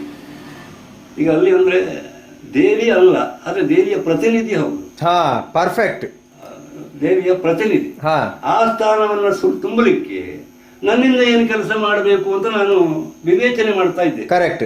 ನನ್ನ ಅನುಭವಕ್ಕೆ ಕಂಡ ನೆಲೆಯಲ್ಲಿ ನಾನು ಚಿಂತನೆ ಮಾಡ್ತಾ ಇದ್ದೆ. ಸರಿ. ಅವರು ಹಾಗೆ ಮಾಡಿದ್ರು, ಇವರು ಹೇಗೆ ಮಾಡಿದ್ರು ಅಂತ ನಾನು ಆಲೋಚನೆ ಮಾಡೋದಿಲ್ಲ ಆಗಿತ್ತು. ಆ ಸ್ಥಾನಕ್ಕೆ ನಾನು ಏನು ಕೊಡುಗೆಯನ್ನು ಗೌರವವನ್ನು ಸಲ್ಲಿಸುವುದು ಅಂತ ನಾನು ಮನಸ್ಸಿನಲ್ಲಿ ಒಂದು ಸಂಕಲ್ಪವನ್ನು ಮಾಡಿಕೊಳ್ಳುತ್ತೇನೆ. ಹಾಗೆ ವೇಷಗಾರಿಕೆಯಲ್ಲಿ ಆದರೂ ಅಷ್ಟೇ ವಿಶೇಷವಾದಂಥ ಚಿತ್ರಣ ನಾನು ಮಾಡೋದಿಲ್ಲಾಗಿತ್ತು. ಒಂದು ಸರಳ ಗೆರೆಗಳಿಂದ ದೇವಿಯ ವೇಷಾಲಂಕಾರ ನಾನು ಮಾಡಿಕೊಳ್ತಾ ಇದ್ದೆ. ಉಡುಪು ತೊಡುಪುಗಳಲ್ಲಿ ವಿಶೇಷವಾದಂಥ ಉಡುಗೆಗಳನ್ನು ನಾನು ತೊಟ್ಟುಕೊಳ್ಳೋದಿಲ್ಲಾಗಿತ್ತು. ಮತ್ತೆ ಆಟ ಆಡಿಸುವವರು ಬೇಕಷ್ಟು ಸಾವಿರಾರು ರೂಪಾಯಿಯ ಹೂವನ್ನು ತಂದಾಕ್ತಾರೆ ಆ ದಿವಸ. ಆದ್ರೆ ನನಗೆ ಎಷ್ಟು ಬೇಕು ಅಷ್ಟೇ ಹಾಕೊಳ್ಳೋದು. ಓಹೋ, ವೆರಿ ಗುಡ್.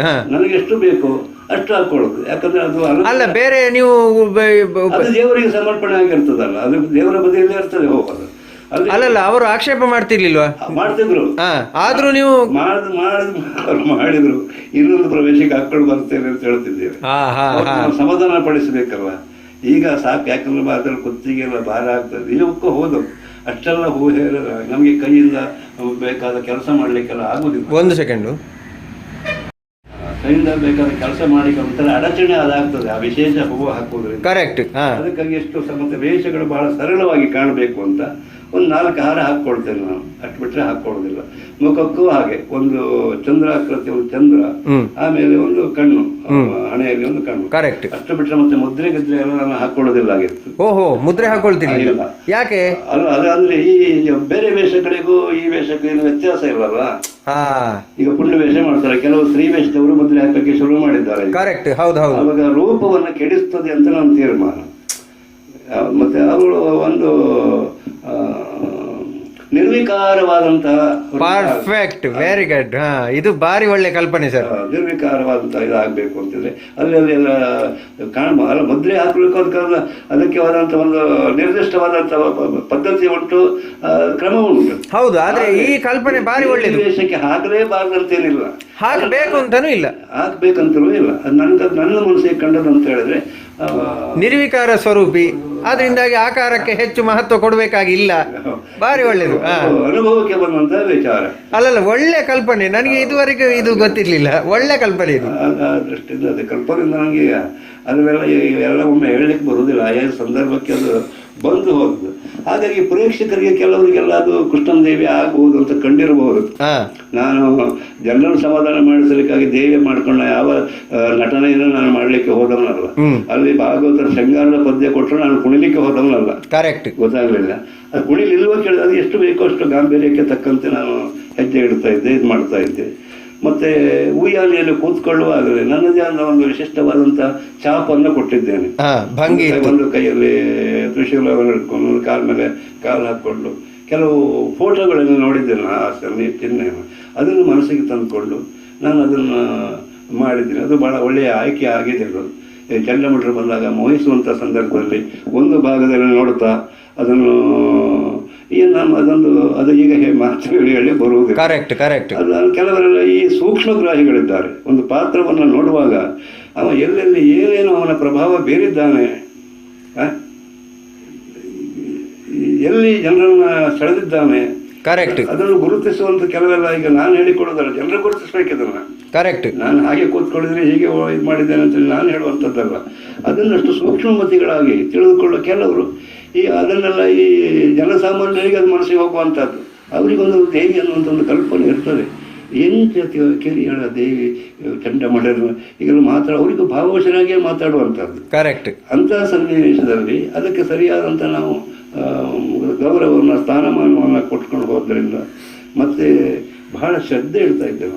ಕರೆಕ್ಟ್. ನಾನು ಹಗಲಿನಲ್ಲಿಯೋ ಮತ್ತೊಂದು ವಿಷಯದ ಸಂದರ್ಭದಲ್ಲಿಯೋ ಹೇಗಿರ್ತೇನೆ ಮಾಡ್ತಾನೆ ಪ್ರಶ್ನೆ ಅಲ್ಲ. ಆ ಕ್ಷೇತ್ರದಲ್ಲಿ ಆ ಪ್ರವೇಶ ರಂಗಸ್ಥಳಕ್ಕೆ ಹೋದವಾಗ ಬಹಳ ನಾನು ಆದ್ಯತೆಯನ್ನು ಕೊಡ್ತಾ ಇದ್ದೇನೆ. ಅದರಲ್ಲಿಯೂ ಕುಟ್ಟಪ್ಪಣ್ಣವರ ಮಹಿಷಾಸುರ ನಾನು ಪ್ರಥಮ ದೇವಿ ಮಾಡುವಂಥ ಸಂದರ್ಭದಲ್ಲಿ ಬಾಹು ಮಹಿಷಾಸುರ ಅಂತ ಹೇಳಿದ್ರೆ ಅಲ್ಲಿ ಅವರು ಹೀಗೆ ನೋಡಿದ್ರೆ ಇಲ್ಲಿ ದೇವಿ ಅಂತ ಭೀಕರತೆ ಅಂತ ಅವರಲ್ಲಿಯೂ ನಾನು ದೇವಿಯಾಗಿ ಮೆರೆದವ. ನಾನು ಕೂಡ ಅಷ್ಟೇ. ಅವ್ರು ಏನು ಅಲ್ಲಿ ಖಡ್ಗ ಹಿಡ್ಕೊಂಡು ಜಳಪಿಸ್ತಾರೋ ಅದೇ ರೀತಿಯಲ್ಲಿ ದೇವಿ ಮಾಡಿ ತೋರಿಸ್ಬೇಕು ಅಂತ ನಾನು ಕೂಡ ರಂಗಸ್ಥಳದ ಕೊನೆಯ ಭಾಗದಲ್ಲಿ ಎತ್ಕೊಂಡು ಕತ್ತಿಯನ್ನು ಜಳಪಿಸ್ತಾ ಇದ್ದೆ ಮಹಿಷಾಸುರನ ಎದುರಿಗೆ. ಒಳಗೆ ನಡಕ್ಕೆ ಇದ್ರು, ಹೊರಗಿನಿಂದ ಆ ಪೌರುಷ ತೋರ್ಲಿಕ್ಕೆ ನಾನು ಮರೆಯುವುದಿಲ್ಲಾಗಿತ್ತು. ಯಾವುದು ಇಂಥದ್ದೆಲ್ಲ ಸಾಧನೆ ಎಲ್ಲ ಆಗಿದೆ. ಆದ್ದರಿಂದ ಸ್ವಲ್ಪ ಎಲ್ಲ ಮಹಿಷಾಸುರ ದೇವಿ ಮಲ್ಕನ ಕೃಷ್ಣ ಎದುರು ದೇವಿ ಅಂದರೆ ಜನರಿಗೆ ಅಷ್ಟು ದೊಡ್ಡ ಒಂದು ಹೆಸರನ್ನು ಮಹಿಷಾಸುರ ಕುಟ್ಯಪ್ಪಣ್ಣ ಅಂತ ಹೇಳಿದರೆ ಹಾಗೆಲ್ಲ ನಾವು ಇಷ್ಟು ಹೊತ್ತು ಸರ್ ನೀವು ಟೋಟಲ್ ಒಂದು 30-35 ವರ್ಷ 14ನೇ ವಯಸ್ಸಿನಿಂದ ತೊಡಗಿ ನಿಮ್ಮ 35 ವರ್ಷ ಎಲ್ಲ ತೊಡಗು ನಾನು ಬರೀ 27 ಅದೇ 27-30 ವರ್ಷ ಒಟ್ಟು 3 ದಶಕ ಅಂತ ಇಟ್ಟುಕೊಳ್ಳುವ 14ನೇ ವಯಸ್ಸಿನಿಂದ 40 ಎಷ್ಟನೇ ವಯಸ್ಸಿನವರೆಗೆ 48 ಬಿಟ್ಟು 25 ವರ್ಷ ಹೌದು ಅದೇ ಹಾಕಿ ಹೇಳ್ಬೇಕು ಹೌದು ಬಿಟ್ಕೊಳ್ಳಿಲ್ಲ ಅದೇ 14ರಿಂದ 48-49 ವಯಸ್ಸಿನವರೆಗೆ ಬಹಳ ಚೆನ್ನಾಗಿ ಯಕ್ಷಗಾನ ಕ್ಷೇತ್ರದಲ್ಲಿ ಒಂದು ಒಳ್ಳೆಯ ಹೆಸರನ್ನು ಪಡೆದು ಈಗ ನನಗಂತೂ ಈಗಲೂ ನಿಮ್ಮ ಒಂದು ಏನು ನಿಮ್ಮ ಛಾಪು ಸ್ತ್ರೀವೇಷ ಪುಂಡುವೇಷ ಎಲ್ಲವೂ ಕೂಡ ಬಹಳ ಅಚ್ಚುಕಟ್ಟು ಬಹಳ ಚೆನ್ನಾಗಿ ಮಾಡ್ತಾ ಇದ್ರಿ ಅಂತ ಹೇಳಿ ನನ್ನ ತಂದೆಯವರು ನನ್ನ ತಂದೆಯ ಪ್ರಾಯದ ಅನೇಕರು ನನಗೆ ಹೇಳಿದ್ದಾರೆ. ನಾನು ನಿಮ್ಮ ವೇಷವನ್ನು ಒಂದನ್ನು ನೋಡಲಿಲ್ಲ, ಈಗ ನಾನು ಫೋಟೋದಲ್ಲಿ ನೋಡಿದ್ದಷ್ಟೇ. ಆದರೂ ಕೂಡ ಅವರೆಲ್ಲರ ಹೇಳುವಿಕೆಯಿಂದ ನನ್ನಲ್ಲಿ ಒಂದು ಕಲ್ಪನೆ ಇರ್ತದೆ ನೋಡಿ. ಈಗ ನಾನು ನೋಡ್ತಾ ಇದ್ದೇನೆ, ಇದು ಸರಿ ಇಲ್ಲ ಎನ್ನುವಂಥದ್ದು ನನಗೆ ಸ್ಪಷ್ಟ ಕಲ್ಪನೆ ಇರುವುದರಿಂದ ಯಾವ ರೀತಿಯಲ್ಲಿ ನೀವು ಚಿತ್ರಿಸಿರುವುದು, ಅದು ಅಲ್ಲದೆ ನಿರಾಕಾರ ಆ ಒಂದು ಅತ್ಯದ್ಭುತ ಕಾನ್ಸೆಪ್ಟ್ ಇದುವರೆಗೆ ನನಗೆ ಯಾರೂ ಹೇಳಿದ್ದಿಲ್ಲ. ಬಹಳ ಒಂದು ಅತ್ಯದ್ಭುತ ಕಾನ್ಸೆಪ್ಟ್. ನಮ್ಮ ಹಿಂದೂ ಧರ್ಮದಲ್ಲಿ ಇರುವಂತಹ 2 ರೀತಿಯ ಪೂಜಾ ವಿಧಾನದಲ್ಲಿ ಇದನ್ನು ಕೂಡ ನೀವು ಈ ಪಾತ್ರಕ್ಕೆ ಅದನ್ನು ಅಳವಡಿಸಿ ಬಹಳ ಅದ್ಭುತ ರೀತಿಯಲ್ಲಿ ನೀವು ಇದು ಮಾಡಿದ್ದೀರಿ. ನೀವು ಯಕ್ಷಗಾನವನ್ನು ಬಹಳ ಬೇಗದಲ್ಲಿ ತೊರೆದದ್ದು ಆ್ಯಕ್ಚುಲಿ ಯಕ್ಷಗಾನ ಕ್ಷೇತ್ರಕ್ಕೆ ಒಂದು ನಷ್ಟ ಅಂತ ನನ್ನ ಒಂದು ಅಭಿಪ್ರಾಯ. ಬೇರೆಯವರ ಅಭಿಪ್ರಾಯ ಏನು ಅಂತ ನನಗೆ ಗೊತ್ತಿಲ್ಲ.